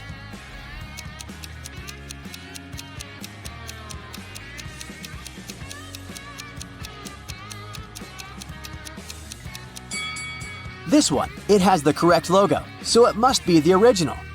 Now, there are 2 seemingly identical pairs of sunglasses, but only one of them is the original from Giorgio Armani. Which one?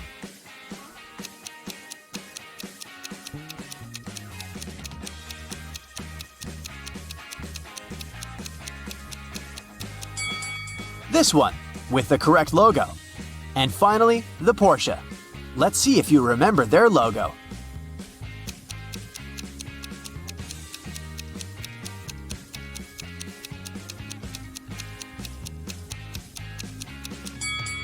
Yes, this is the one. Great job. A hat and scarf cost $110. The hat is $100 more expensive than the scarf. How much does the scarf cost?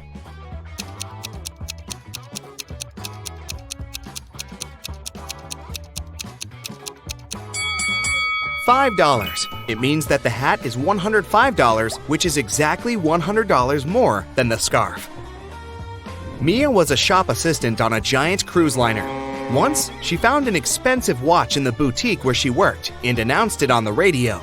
Soon, 4 people showed up in the store. Each of them claimed it was their watch. Mia looked at all of them attentively and realized who the watch belonged to. Can you figure it out too?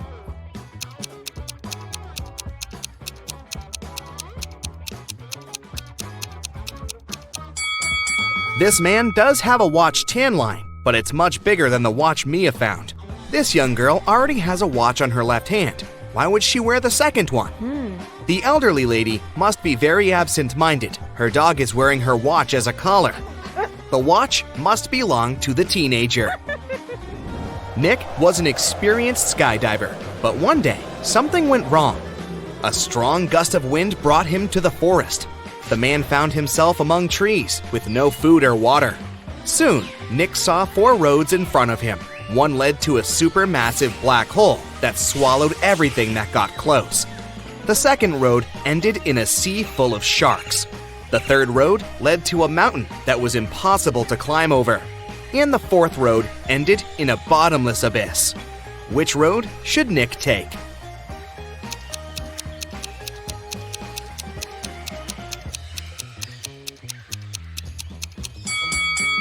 He should follow the third road. No one says he has to climb over the mountain. he can simply go around it. During which month do people sleep the least?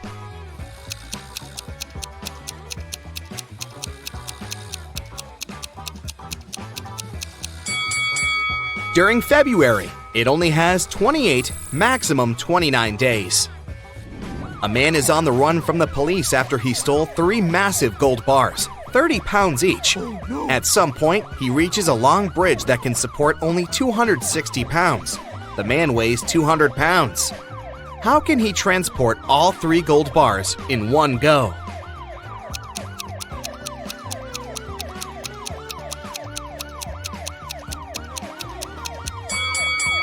He has to walk across the bridge while juggling the bars. It means that at any time, only 2 bars will be on the bridge, since the third one will always be in the air. Look attentively at these 3 men carrying a log. One of them is cheating. Can you figure out who it is?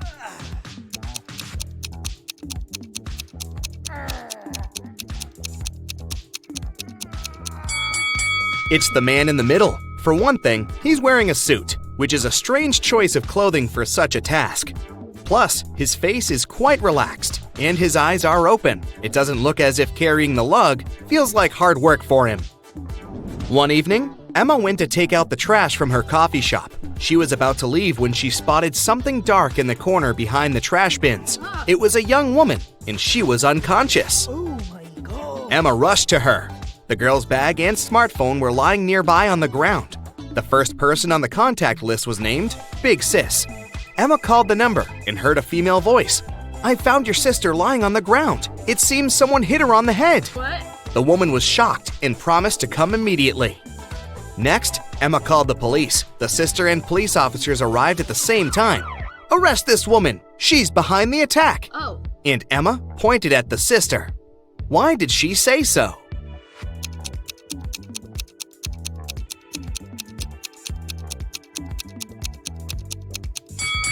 She didn't tell the sister where to come. How did she know the address? Oh. There are 4 cups on the counter, all of them upturned and hiding the same number of sweets underneath. Near each of the cups, there is a sign that says how many sweets are under it. The signs are 5 or 6, 7 or 8, 6 or 7, and 7 or 5. Only one of these signs is correct. How many sweets are there under each cup?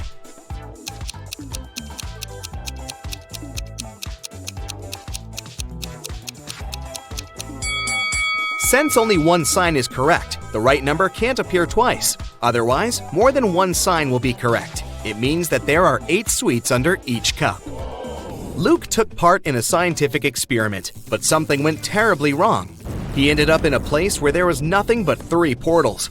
One of them led to a polar desert in Antarctica. The second one opened into a volcanic crater filled with molten lava.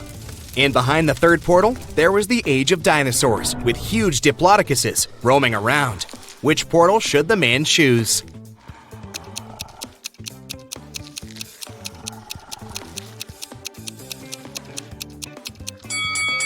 Luke would freeze in no time in a polar desert. Molten lava isn't even an option.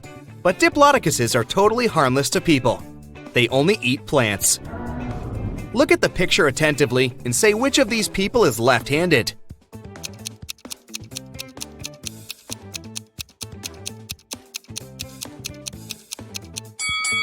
It's the waiter. It's easier for a left-handed person to hold the tray in the right hand and deal with the food and drinks with the left, dominant hand. Detective Henry Taylor was getting ready for work when he heard screams from his neighbor's house. He rushed there. The door was locked. The man had to kick it several times before it opened. He found his neighbor, Miss Anderson, in the living room.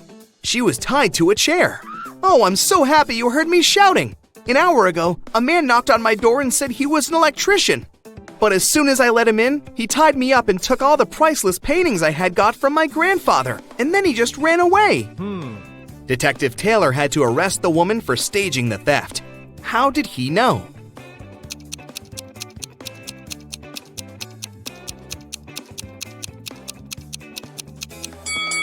When he tried to get into the house, the door was latched from the inside. Who could do it if Miss Anderson was tied up and the thief supposedly ran out of the house in a hurry? You have 5 pieces of chain, and each of them is made up of 3 links. You have to make a long chain out of these 5 pieces. Welding an open link will cost you $3, and breaking a link open is $1. Can you make a long chain if you have only $15?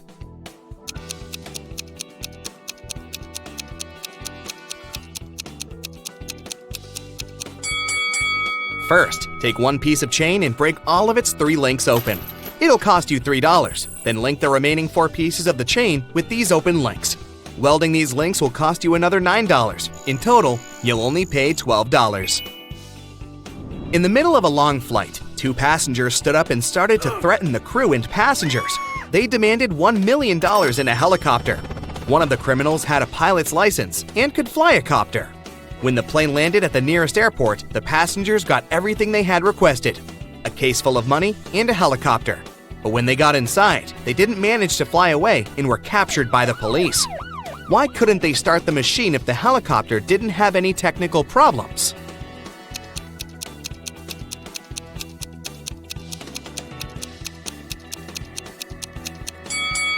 The helicopter was okay, but there was no fuel in its tank. Michael got lost when he was walking in the forest. After hours of wandering around, he finally saw a weird-looking house that seemed to be deserted. Still, the guy decided to try his luck and ask for directions. But when he entered the house, the door shut behind his back with a loud bang, and he heard a voice: "You've entered my home uninvited. You won't leave it easily." Oh no. After that, Michael found himself in a room with 3 doors. The voice told him that only one of those doors led to freedom. Behind the first door, there were starving wolves. The second door hid a furious werewolf. And behind the third door, there was a huge, raging campfire. Which door is safe?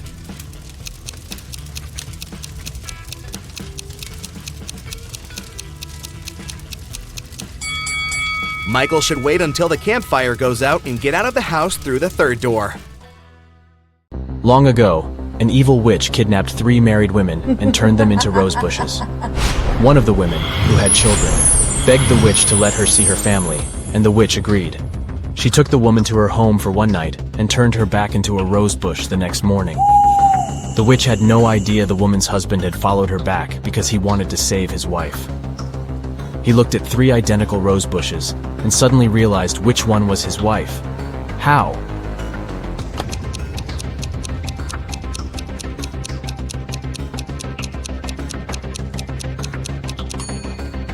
The rose bush his wife had been turned into didn't have any night dew on the leaves.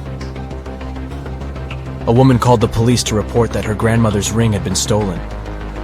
When a detective came to her house, she saw shards of broken glass on the ground and dirty footprints. But instead of looking for the thief, she arrested the woman who had made the call.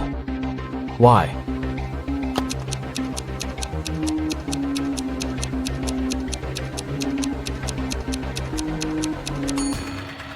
If someone had indeed broken into the house, the shards of glass would have been inside the house, not outside.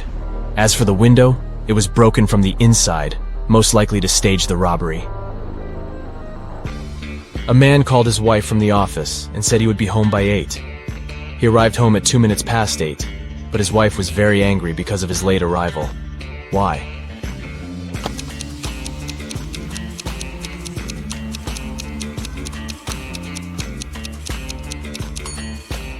The wife thought the man would be home by 8 p.m., but he came home at 8:02 a.m. A small shop in New York is called 7 Bells, but there are 8 bells hanging outside. The store owner can easily correct this mistake, but chooses not to. Why?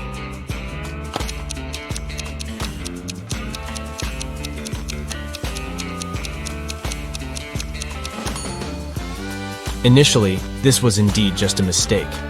But over time, the store owner noticed that people often came inside to point out the inconsistency, and this started to increase his sales.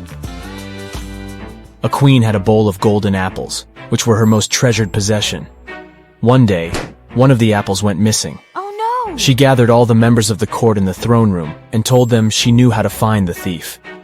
Each of them had to touch a rusty pot with a rooster inside while the lights were off. The rooster would crow when the criminal touched the pot. Strangely, the rooster didn't crow throughout the whole procedure. Despite this, The queen knew who had stolen the apple.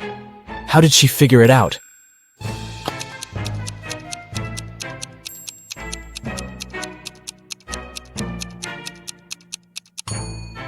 By touching the pot, the members of the court ended up with rust on their hands. But the thief was too scared to touch the pot in case the rooster crowed, so they didn't have any rust on their hands. A rich man named James Leonard was attacked in his house on a Sunday afternoon. These people were in the house at that time: the maid, the cook, the butler, the gardener, and James's wife. They gave the following statements. The maid said, "I was laying the table." The cook told the police, "I was cooking breakfast." The butler said, "I was polishing silverware and dishes." The gardener added, "I was planting tomato seeds." And the wife said, "I was reading a book." So, who attacked Mr. Leonard?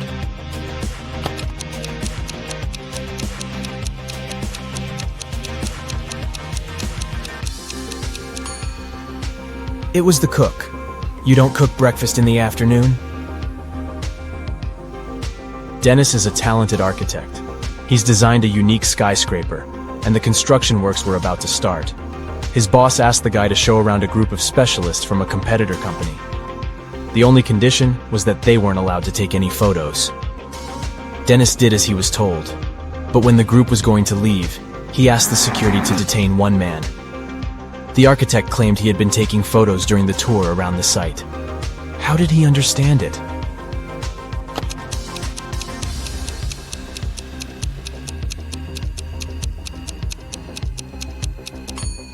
The man was carrying an umbrella. He kept pointing it at different objects, asking lots of questions, but the sky was cloudless. What did he need the umbrella for? A camera must be hidden there. Two men are going to fill their watering cans with water from the river. Who will bring more water?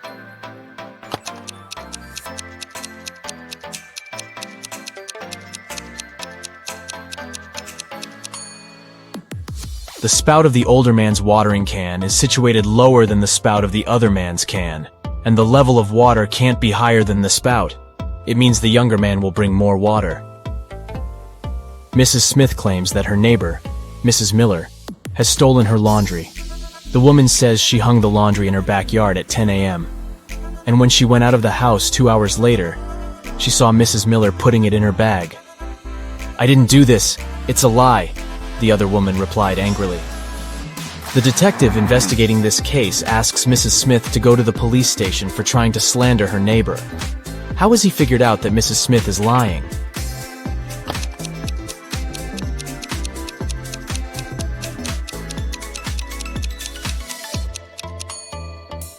It's freezing outside, and there's snow on the roofs. In 2 hours, damp laundry would be so frozen it'd be impossible to fold it and put it in a bag. Look at this group of people and try to figure out who the man's wife is.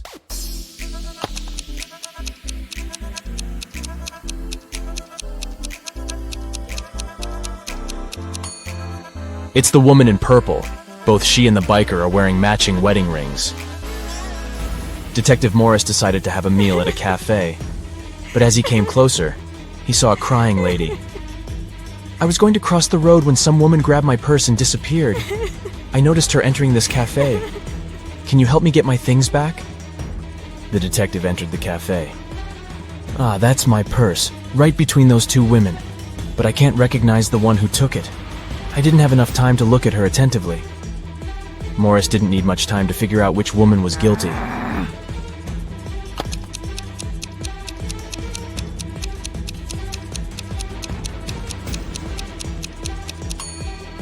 It's the one on the right. The woman on the left has her left arm in a cast. If she had taken the purse, she'd have put it on the right side of herself. Joan took part in an experiment testing her logical thinking and analytical skills. The girl was locked in a small room. The door was supposed to open automatically once she figured out the riddle written on a piece of paper. Which principle is this sequence based on? 85491763320.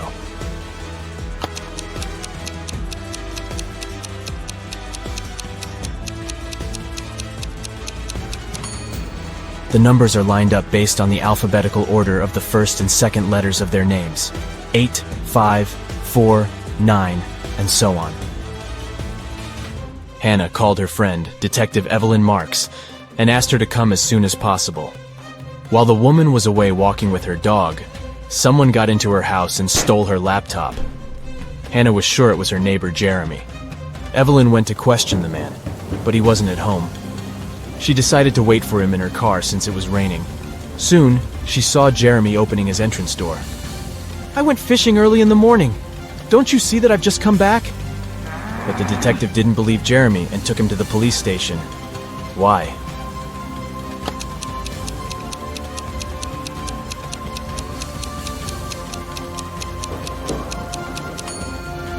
The guy is wearing white sneakers, but it's been raining since early morning. If he was out fishing, how can his shoes look so clean?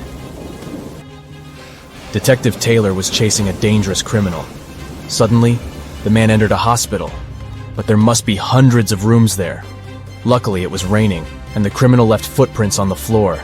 The detective followed them and got into a small room. There were 3 people there. All of them were covered in bandages from head to toe. But one of them was a fake patient. Who?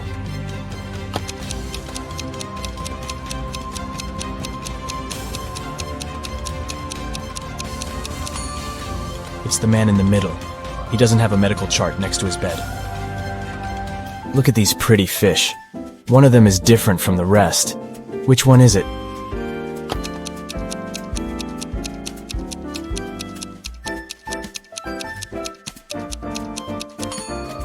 This one in the middle. Its eyes are slightly bigger than those of the others. On a cold winter day, a man was standing in front of someone's house. He didn't move or say anything until the spring, and the owner didn't mind. Who was this man?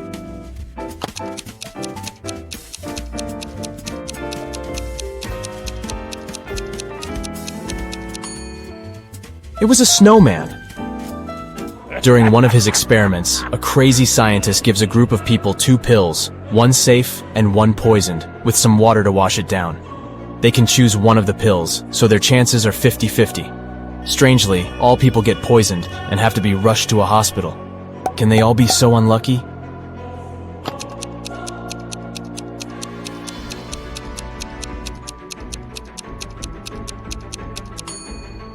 All the pills were okay. The poison was in the water. The following riddles will put your attention and quick thinking to the test. Look at this rebus riddle. Mill and lion. Can you figure out what it means?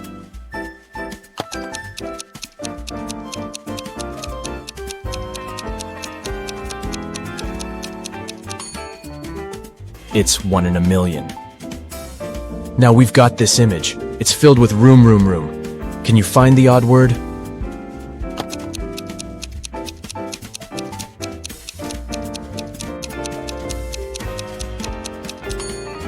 Yep, there's a boom among all those rooms. James is carrying a barrel that weighs 60 pounds. What can the guy add to it to make it weigh 40 pounds?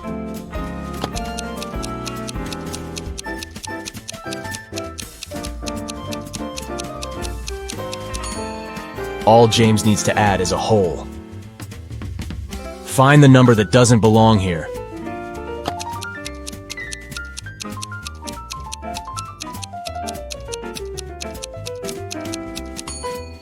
Right you are. 280 is different from all these 208s. Can you figure out what's wrong in this picture?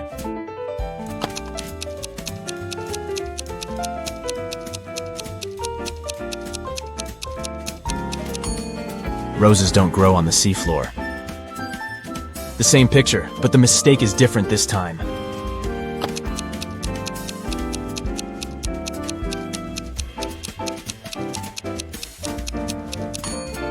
Spiders don't live underwater. But then, where did this spider web come from? How can you pop a balloon with a knife without it bursting or losing air in the process?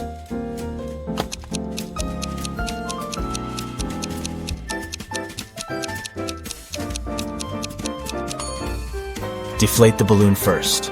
Only after that, stick the knife through it. How can you take one from 19 and get 20?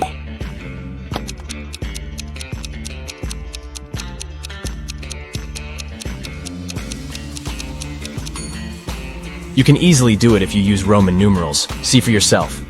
Torntine, minus I equals sign X sec. Adam added 6 to 11 and got 5. And it was the correct answer. How is it possible?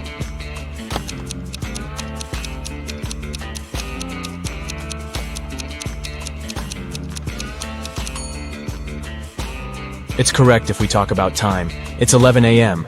If you add 6 hours, it'll be 5 p.m. It took a witch 8 years to finish digging the deepest well in the world. Every next year, she managed to double its depth. How many years did it take the well to reach half of its maximum depth?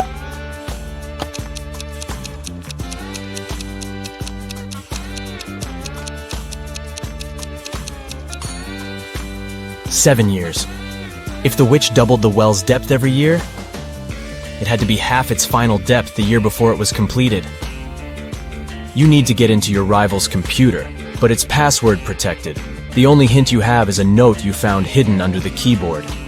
1 mouse, 3 books, 2 boards, 1 knight, 4 balls, 2 lighters, 1 girl, 1 hall, 3 watches. Can you figure out what the password is?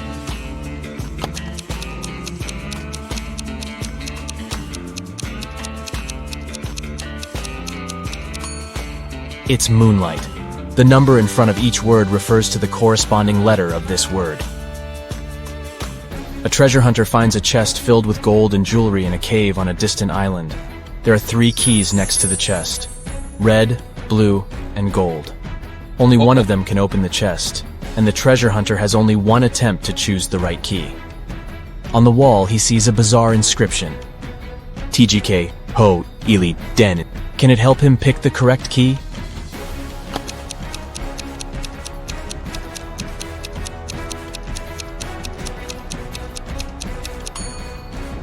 The man should choose the gold key. If he rearranges the letters in the inscription, he'll get the golden key.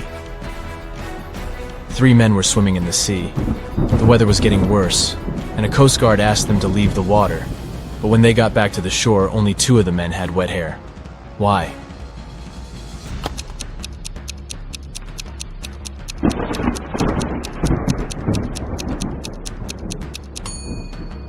The 3rd man was bald. David worked at a construction site. Once, someone attacked him, and the unconscious man was taken to a hospital. Police officers who arrived to investigate the case had 3 suspects who also worked at the construction site: Alex, Ryan, and John. Alex said, "I was putting all tiles on the roof when the accident happened." Ryan confessed that he'd been sleeping under the tree, and John claimed that he'd been laying bricks at that time. Can you figure out who's lying?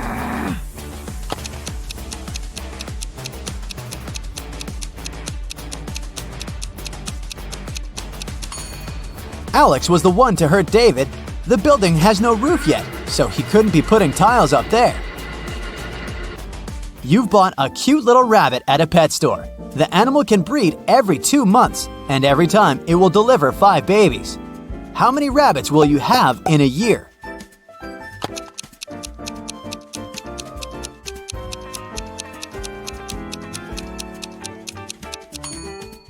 You'll have just 1 rabbit. If you want to have little bunnies, you have to buy 2 rabbits.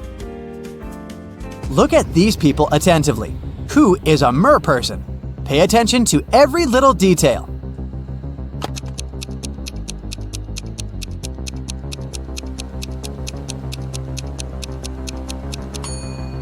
It's the guy on the right.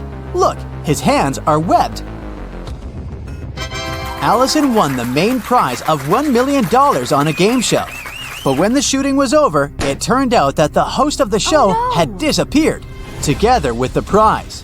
The police managed to log into the computer in his office. They saw that the host had sent this message to his girlfriend. It looked like the host had told his girlfriend where he was going. The police went to the airport, but which flight was the host going to catch? Can you figure it out?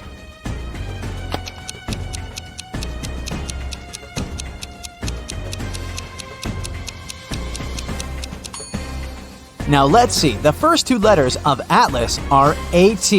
If we take 3 letters from the word land, it'll leave us with LAN.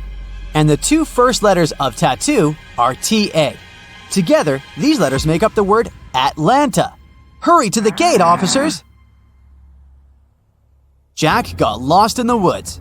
Suddenly, he saw a castle. The man rushed there and was greeted by the owner of the castle. You have to answer just one question. If you win, I'll show you the way out of the forest. But if you lose, you'll never leave my castle. Jack agreed. The owner asked, There are 4 mirrors on the wall. One of them reflects fire-spitting dragon Niren. The second, beautiful mermaid Laura. In the third mirror, you can see a terrifying vampire Sam. And in the fourth, unicorn David. You have to figure out which reflection isn't real, and fast.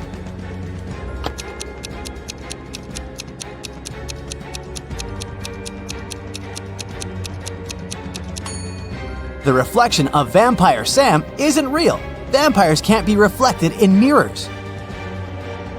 A businessman arrived at his office after a long trip and discovered that some important documents had disappeared from his desk. He immediately called the police, and a detective arrived shortly after. After interviewing all the workers, he had a list with 3 suspects on it. They were Emma, the accountant, Sophia, the receptionist, and James, a sales manager.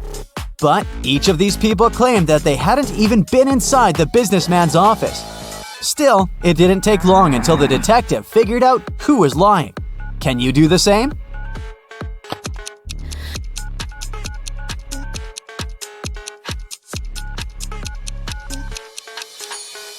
The thief is James.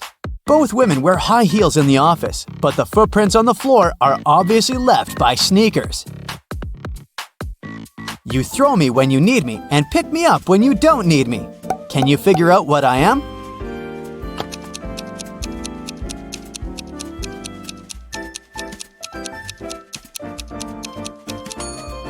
Right you are. I'm an anchor. How can you increase 66 by 1.5 if you aren't allowed to make any mathematical operations? Hurry up and crack this riddle.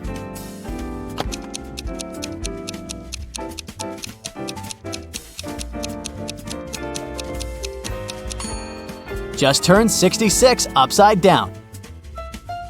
It was Mr. and Mrs. Smith's wedding anniversary, and Mrs. Smith was going to put on diamond earrings her husband had presented her for their wedding. But when she opened her jewelry box, she saw that the earrings weren't there. She called her daughters, Dora and Laura. I've told you so many times not to touch my things. Who took my jewelry this time? Dora exclaimed, I haven't touched your jewelry box. Laura also denied taking her mom's stuff. I don't even wear earrings. Can you figure out which girl is lying?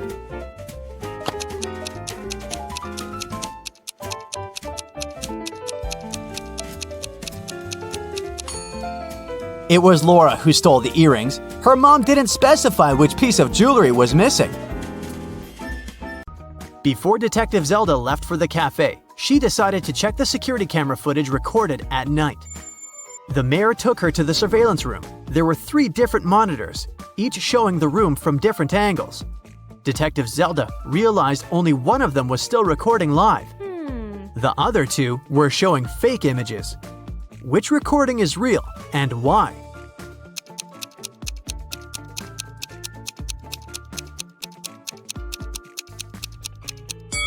Do you remember what the room looked like when Detective Zelda was inspecting it?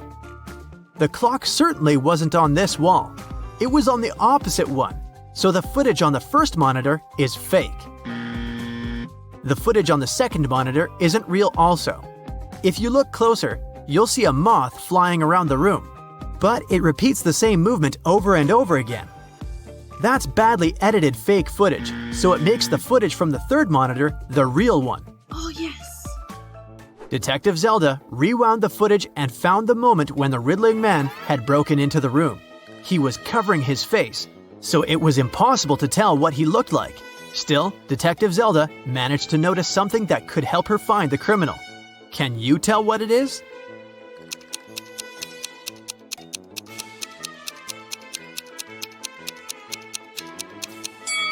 If you look at the lower left corner, You'll see someone walk into the room and leave it quickly while the riddling man is stealing the crowns.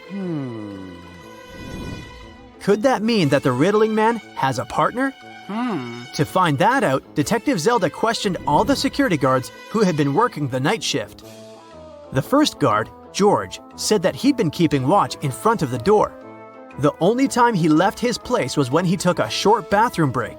The second guard, Joe, said he'd been standing in front of the door to the mayor's office all night, and the only person who took a break was George. The third guard, Brian, said he'd been right there by the door as well. Detective Zelda knew only one of them was telling the truth, and the other two were lying. Who is the liar?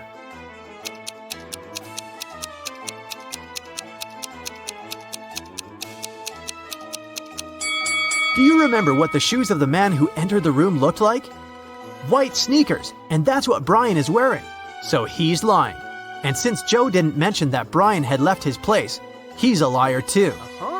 George is the only one who's telling the truth. Ciao. Brian and Joe immediately started begging Zelda. "We can't end up in jail. We promised we didn't steal anything." "You have to believe us," Detective Zelda asked. "Then why did you lie?" They said that they had heard some noise coming from the room while George was away. They decided that Brian would check the room and Joe would keep watch. When Brian saw someone in the room, he got scared and ran out of there. He told Joe that he would rather lose his job than have something bad happen to him. As for Joe, he lied because Brian was his best friend, and he didn't want him to get fired. And since they never saw anyone enter or exit the room, they thought they were imagining things. After all, they were very tired. What do you think Zelda can do to check if the guards are telling the truth?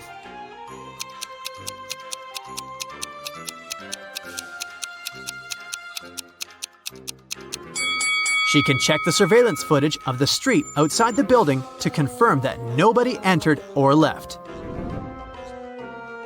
When Zelda couldn't see anyone even walk across the street, she came to the conclusion that Brian and Joe were telling the truth. The detective decided to check the secret room once again to figure out how the riddling man had gotten inside. Sometime later, she managed to spot another hidden door. Can you see it too?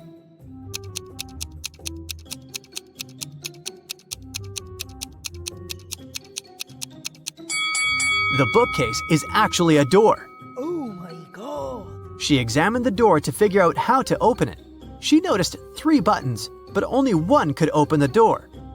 If Zelda pressed the wrong button, the door would get locked for good, and she would not be able to figure out where it led. Which button should she press?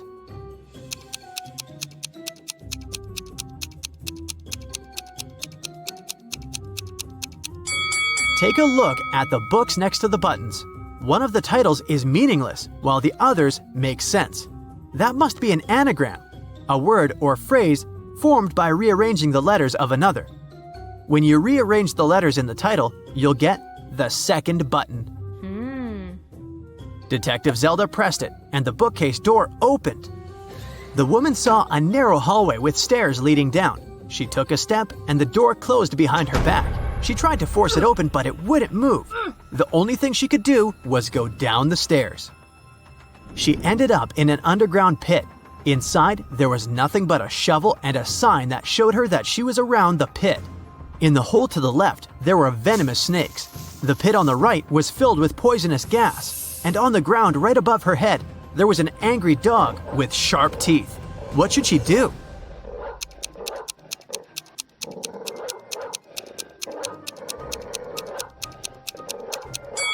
She should dig upwards. She needs to listen to the sounds the dog makes and wait for the animal to fall asleep. Then she should walk quietly past it. That must be how the riddling man entered and left the room. Detective Zelda didn't want to waste any more time, so she headed to Cafe West. A guy sitting at the table in the corner caught her eye. He looked suspicious. When Detective Zelda started walking towards him, he quickly wrote something on the newspaper he'd been reading. Then he ran away through the back door. Detective Zelda tried to catch him, but failed. She checked the paper and found another note. It said, "You're not the mayor. but I'll give him one last chance. It looks like you work for him, so bring me $20 million in cash. We can meet at the building that has the most stories in 2 hours. What building does the riddling man mean?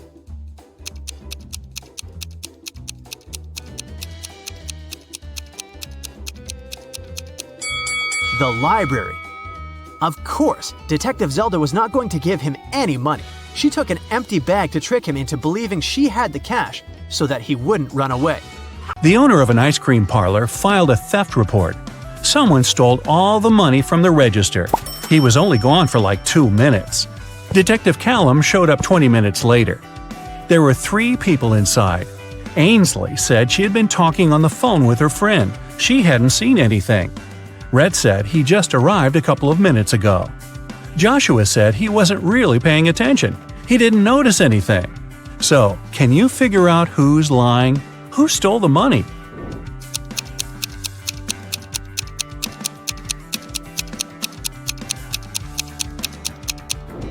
Rhett said he had just arrived, but his ice cream's already melted. Liar.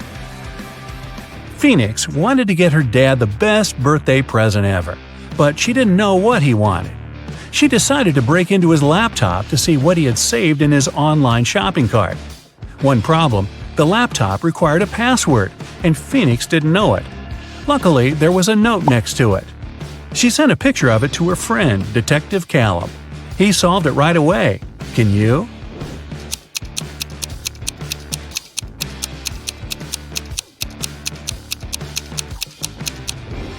The note doesn't make sense because it's upside down.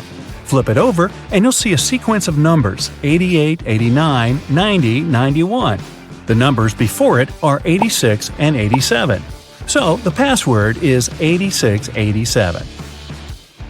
Detective Callum traveled to a small neighboring city where young women were being kidnapped every day. 4 had already gone missing. They all lived on the same street. Their names were Ava, Bella, Celeste, and Daphne. There were only 3 women left on the street: Ava, Riley, and Georgia. Callum had to act fast. Who would be the next target?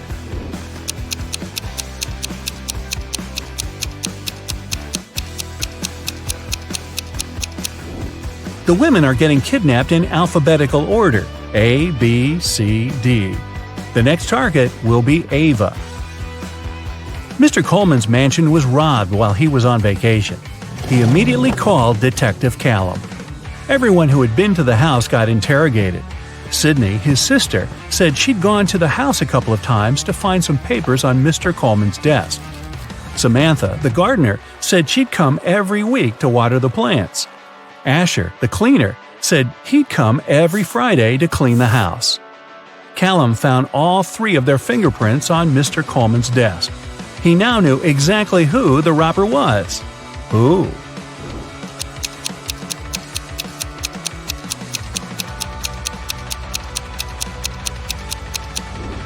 It was Samantha, the gardener. Sydney and Asher had a reason to touch the desk, but Samantha wasn't even supposed to be in Mr. Coleman's office. There aren't any plants in there. A rich woman was robbed on her private yacht during a ferocious storm. A witness said they saw Kai watching the woman right before she was robbed. Kai denied everything and said he was in his cabin at the time writing a letter to his wife. Detective Callum asked to see the letter. 5 seconds after Kai handed it to him, Detective Callum put him in handcuffs. Why?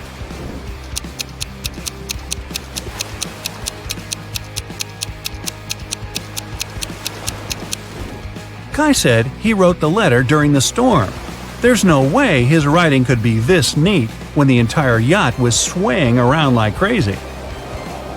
Logan, a young businessman, was poisoned in his house. Detective Callum was on the scene. Pretty soon he had 3 suspects. Logan's girlfriend, Michaela. She said she hadn't seen him that day because she was busy at work. Next, there was his business partner, Rob. Rob said they'd had an argument and they both got pretty angry, but he hadn't poisoned Logan. The last suspect was Blair, the driver. She said she wouldn't know how to poison someone even if she wanted to. Who should Detective Callum arrest?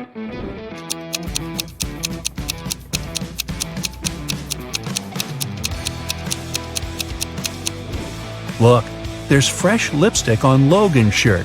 It matches Michaela's. But she said she hadn't seen him that day. Suspicious. Eloise found her friend Fleur poisoned in her room. She called Callum and told him she was walking past Fleur's house and noticed her light was on. She texted her, but Fleur didn't respond. She got really worried, so she broke a window, climbed in, and found her on the floor. But Detective Callum didn't believe her. He immediately arrested her for poisoning her friend. Why?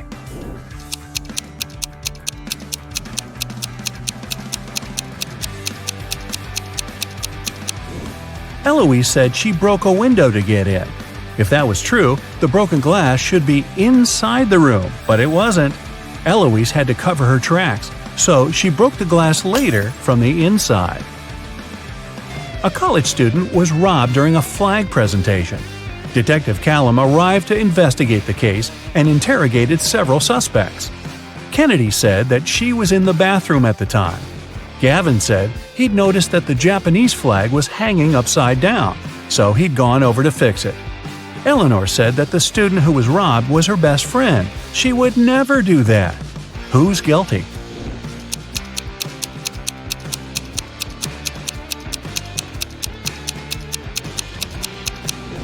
It's Gavin.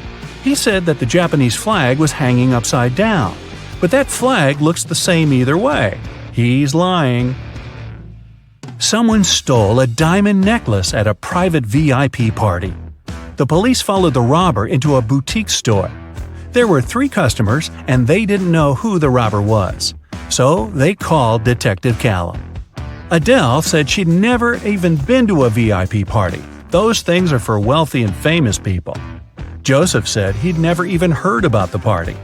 Florence said she'd been in the shop for the last half hour, trying to find that perfect accessory. Who should Detective Callum arrest?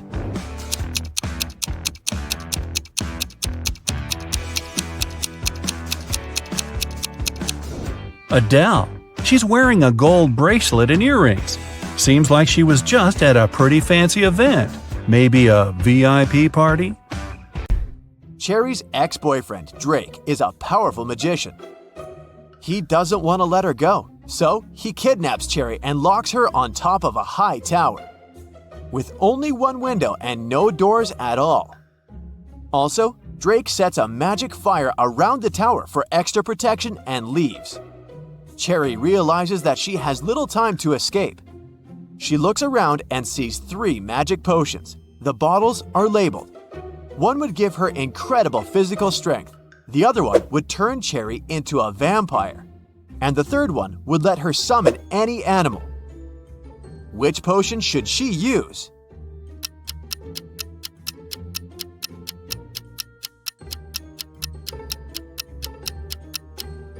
Even if Cherry destroys the tower, she can do nothing with the magic fire. And no animal can help her escape. But if she becomes a vampire, she'll be able to turn into a bat and fly away. Cherry escapes and finds herself in an enchanted forest. Can you find 4 magical creatures here?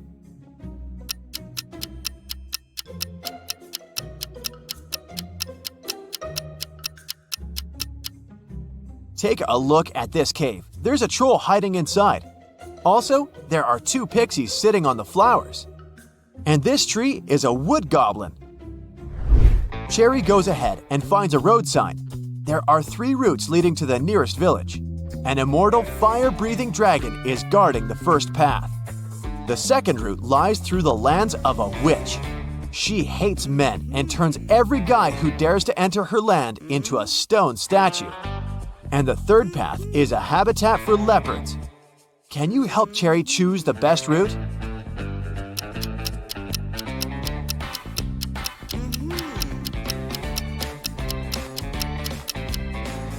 The second option sounds good.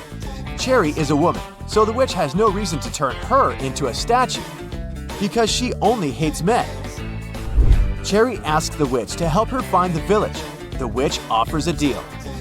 If you crack my pattern riddle, I'll tell you. But if not, you'll be my servant forever. Cherry had nothing to do but agree. You can have pepper, but not salt.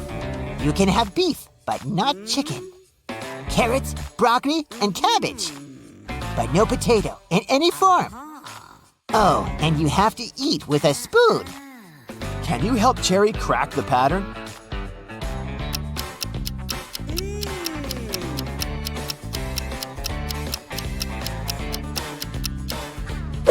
She's only allowed items containing 2 of the same letters in a row. The witch helps Cherry find a road. 3 drivers stop and offer a ride to the village. Can you help Cherry choose the safest option?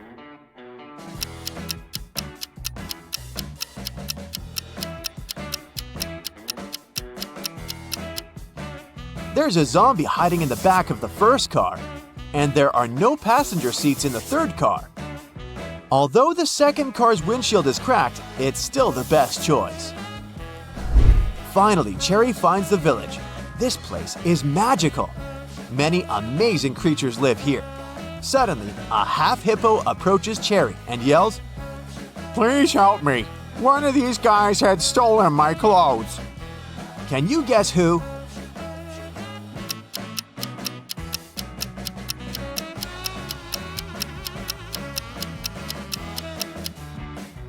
Take a look at the dog's badge. It says hippo.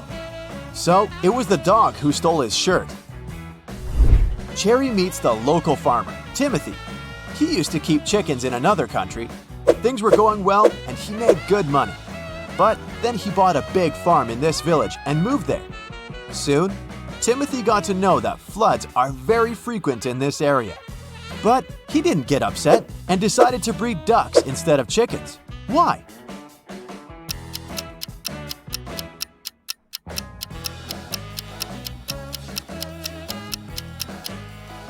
Ducks can swim, so floods aren't so dangerous for them. Timothy invites Cherry over for dinner at home. But unfortunately, Cherry's ex-boyfriend Drake had already found them. He captures Timothy and Cherry at the farmer's house. Suddenly, the phone rings. Drake allows Timothy to take the phone, but he can't reveal the situation. Otherwise, Drake will use his magic wand to turn them into snakes. So Timothy replies, Hey, Mom, how can I help you? I'm home and about to go to bed. If it's not an emergency, can I call you later? I'm really sleepy. 30 minutes later, the police arrive, confiscate the magic wand, and rescue the guys. How did Timothy ask for help?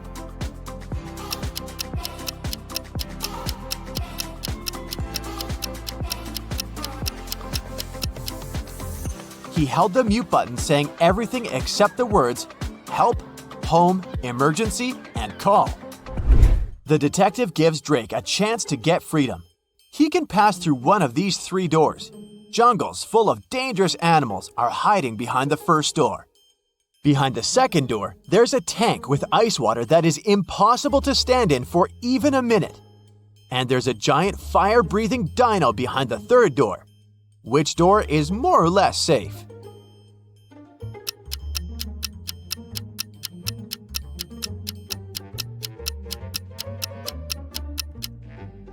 Drake should pick the third door. Dinos don't breathe fire, and they went extinct millions of years ago. Drake returns to his castle and discovers that someone had broken all the bottles with his precious potions in his lab.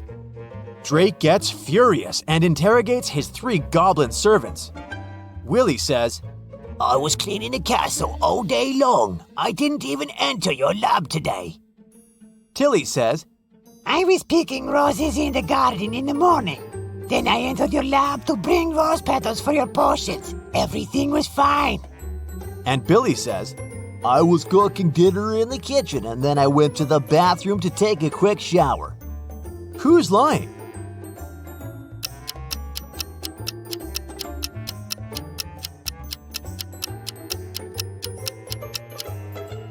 Tilly, he didn't pick the roses. They're still in the garden. Harry loves different kinds of bets. Every time he meets his friends, he has a new one.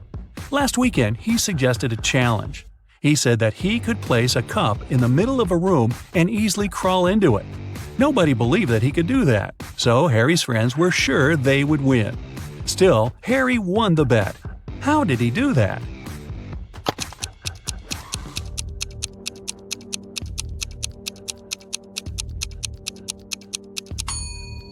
He said he could place a cup in a room and crawl into it.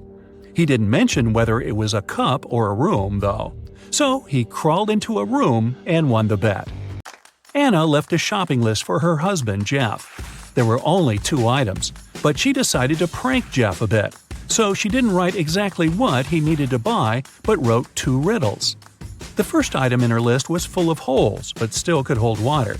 And the second item had 4 fingers and a thumb, but it wasn't alive. What was Jeff supposed to buy?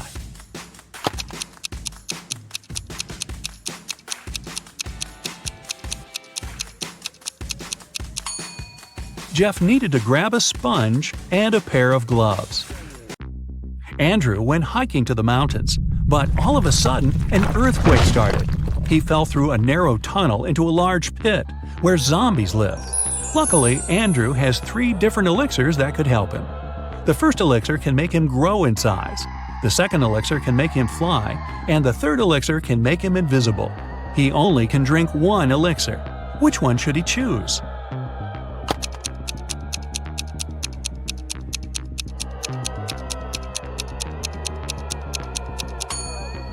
He doesn't need to grow in size because he won't make it through the tunnel if he does. The zombies living in the pit can hear and smell, so they'll find him even if he's invisible. He should choose the ability to fly. It'll help him get back. A notorious bad guy caught William, a wealthy businessman, and locked him in a room. "I won't let you out until you double the money I leave for you." And the criminal put $3,000 on the table. By the time he returned, William had already doubled the money, but he hadn't left the room or talked to anyone.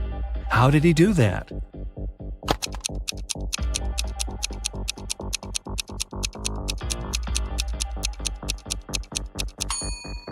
He put the money in front of the mirror.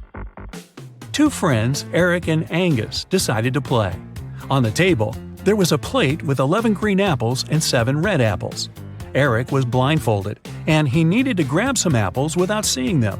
How many apples should he take to make sure he has 2 apples of the same color?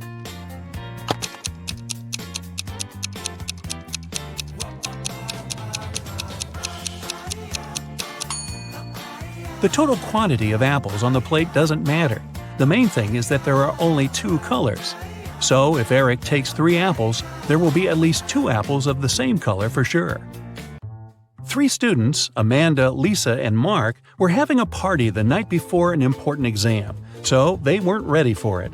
The following day, they called the professor and asked him to reschedule the exam. They said they got a flat tire on their way to the university, which was a lie.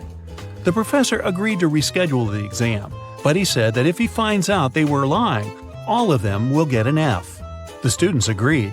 Some days later, when Amanda, Lisa, and Mark came to the university to pass the exam, the professor gave them an exam sheet with 1 question only. The students were sitting far away from each other so that they couldn't cheat. When the professor collected the sheets, all the students got an F. What question was it?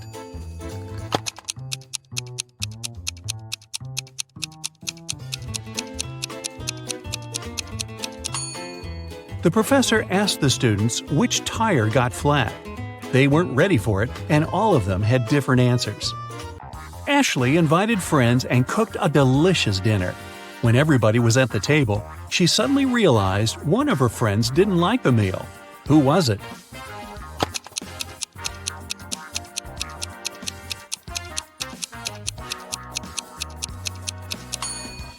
It's Chris. He secretly shared his pasta with Ashley's dog.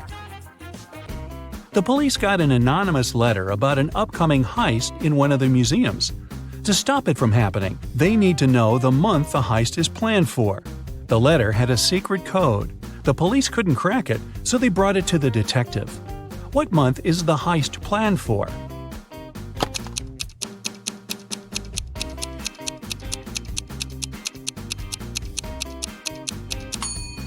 It's September.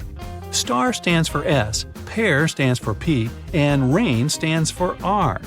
There were only 3 letters in the code, but September is the only month that has the letters S, P, and R in its name.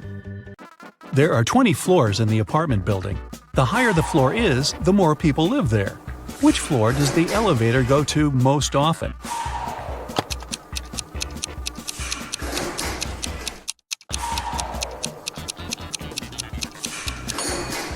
It's the first floor. The residents of all floors go down to the first floor. The other day, Mary was rummaging around her grandmother's attic when she accidentally stumbled upon 5 short chains, each made of 4 silver links. She thought it would be great if she combined them all into one big chain of 20 links. When she went back to town, she brought those tiny chains to a jeweler. He told her it would cost her $5 for every silver link that he would have to break and then reseal. How much will the chain cost?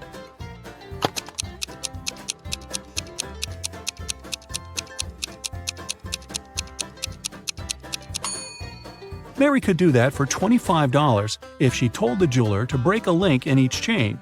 However, she asked the jeweler to break all 4 links in one chain and use them to attach the other chains together, which cost her $20. Stephanie got hungry and wanted to boil a 2-minute egg. She had a 3-minute hourglass timer, a 4-minute hourglass timer, and a 5-minute hourglass timer. How can she cook the egg for only 2 minutes?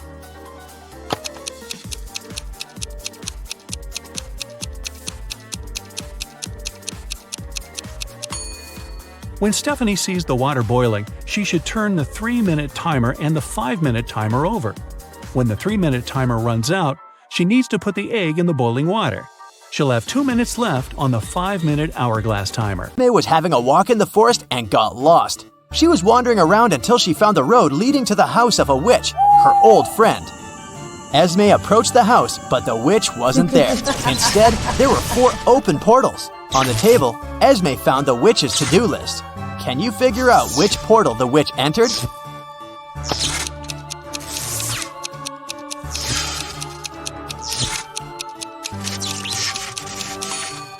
The first 2 tasks on the witch's to-do list are completed, so she's most likely left to catch some frogs. The number in brackets must mean the number of sides each portal has.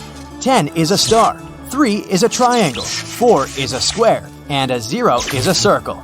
To catch some frogs, she must have used the portal that looks like a square. Cindy was a kind and beautiful girl in her junior year. 2 best friends, Dylan and Kobe, wanted to ask her out to prom. So the guys decided to ask Cindy's best friend which of them likes Cindy more. The girl didn't want to share her best friend's secrets, but she gave them a hint. Cindy loves pizza, but she can't stand burgers. She likes to go to the pool, but never goes to the gym. Her favorite animal is the llama, but she's afraid of zebras. Which of the boys does Cindy like?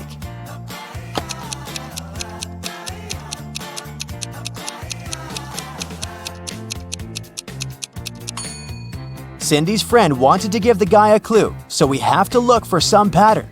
All the things Cindy likes have double letters in them. Dylan has the double L in his name, so he must be the one Cindy likes more. Kate woke up in a dungeon and couldn't remember what had happened to her. The place didn't look safe, so she decided to get out. The door was open and she left the room, walking down the hallway. Several minutes later, Kate stopped in front of 2 elevators and 1 door with an exit sign on it. Is it the way out? In any case, the door was locked and required a password. Can you guess what the password is?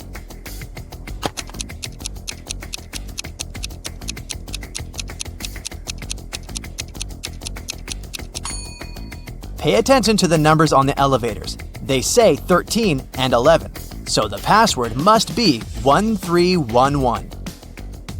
In a small, quiet town, young men started to go missing. The police had been looking for them for many months and couldn't find any traces. But one day, they discovered an abandoned basement in an old swimming pool. Inside, there were 3 young men who claimed they had been held there for 3 months. One of them was the kidnapper. But who?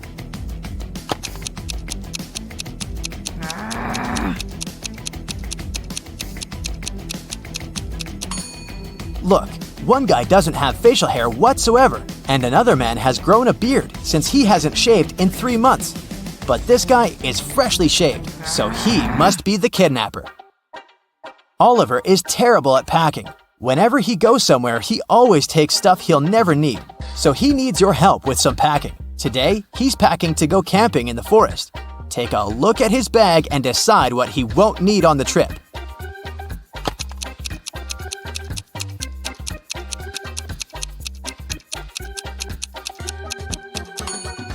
Look, there's an electric hairdryer. There's no electricity in the forest, so he can definitely leave it at home. Now look at what Oliver has packed for his vacation in Egypt, where he'll be staying in an all-inclusive hotel. Is there anything he won't need?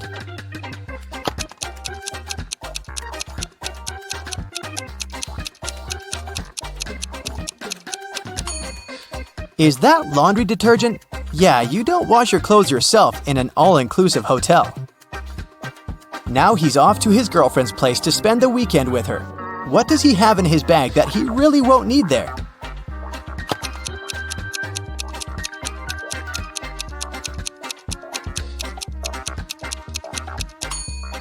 Is it a roll of toilet paper? I think it's very likely that his girlfriend has that. Oliver is going to visit his grandparents and stay with them for a week. They live on a farm where there are cows and horses. Oliver is going to chill and do some gardening. Now check his suitcase. What's there that he won't need?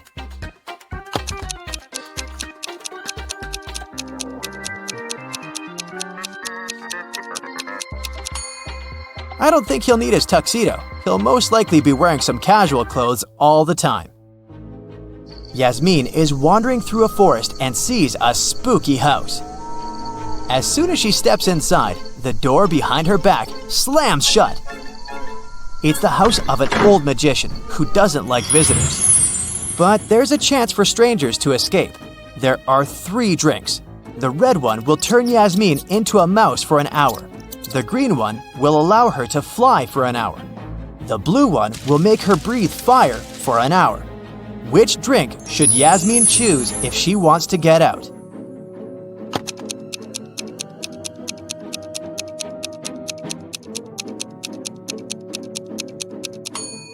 Yasmin should drink the red liquid. She'll turn into a mouse and will be able to escape through this little hole in the front door.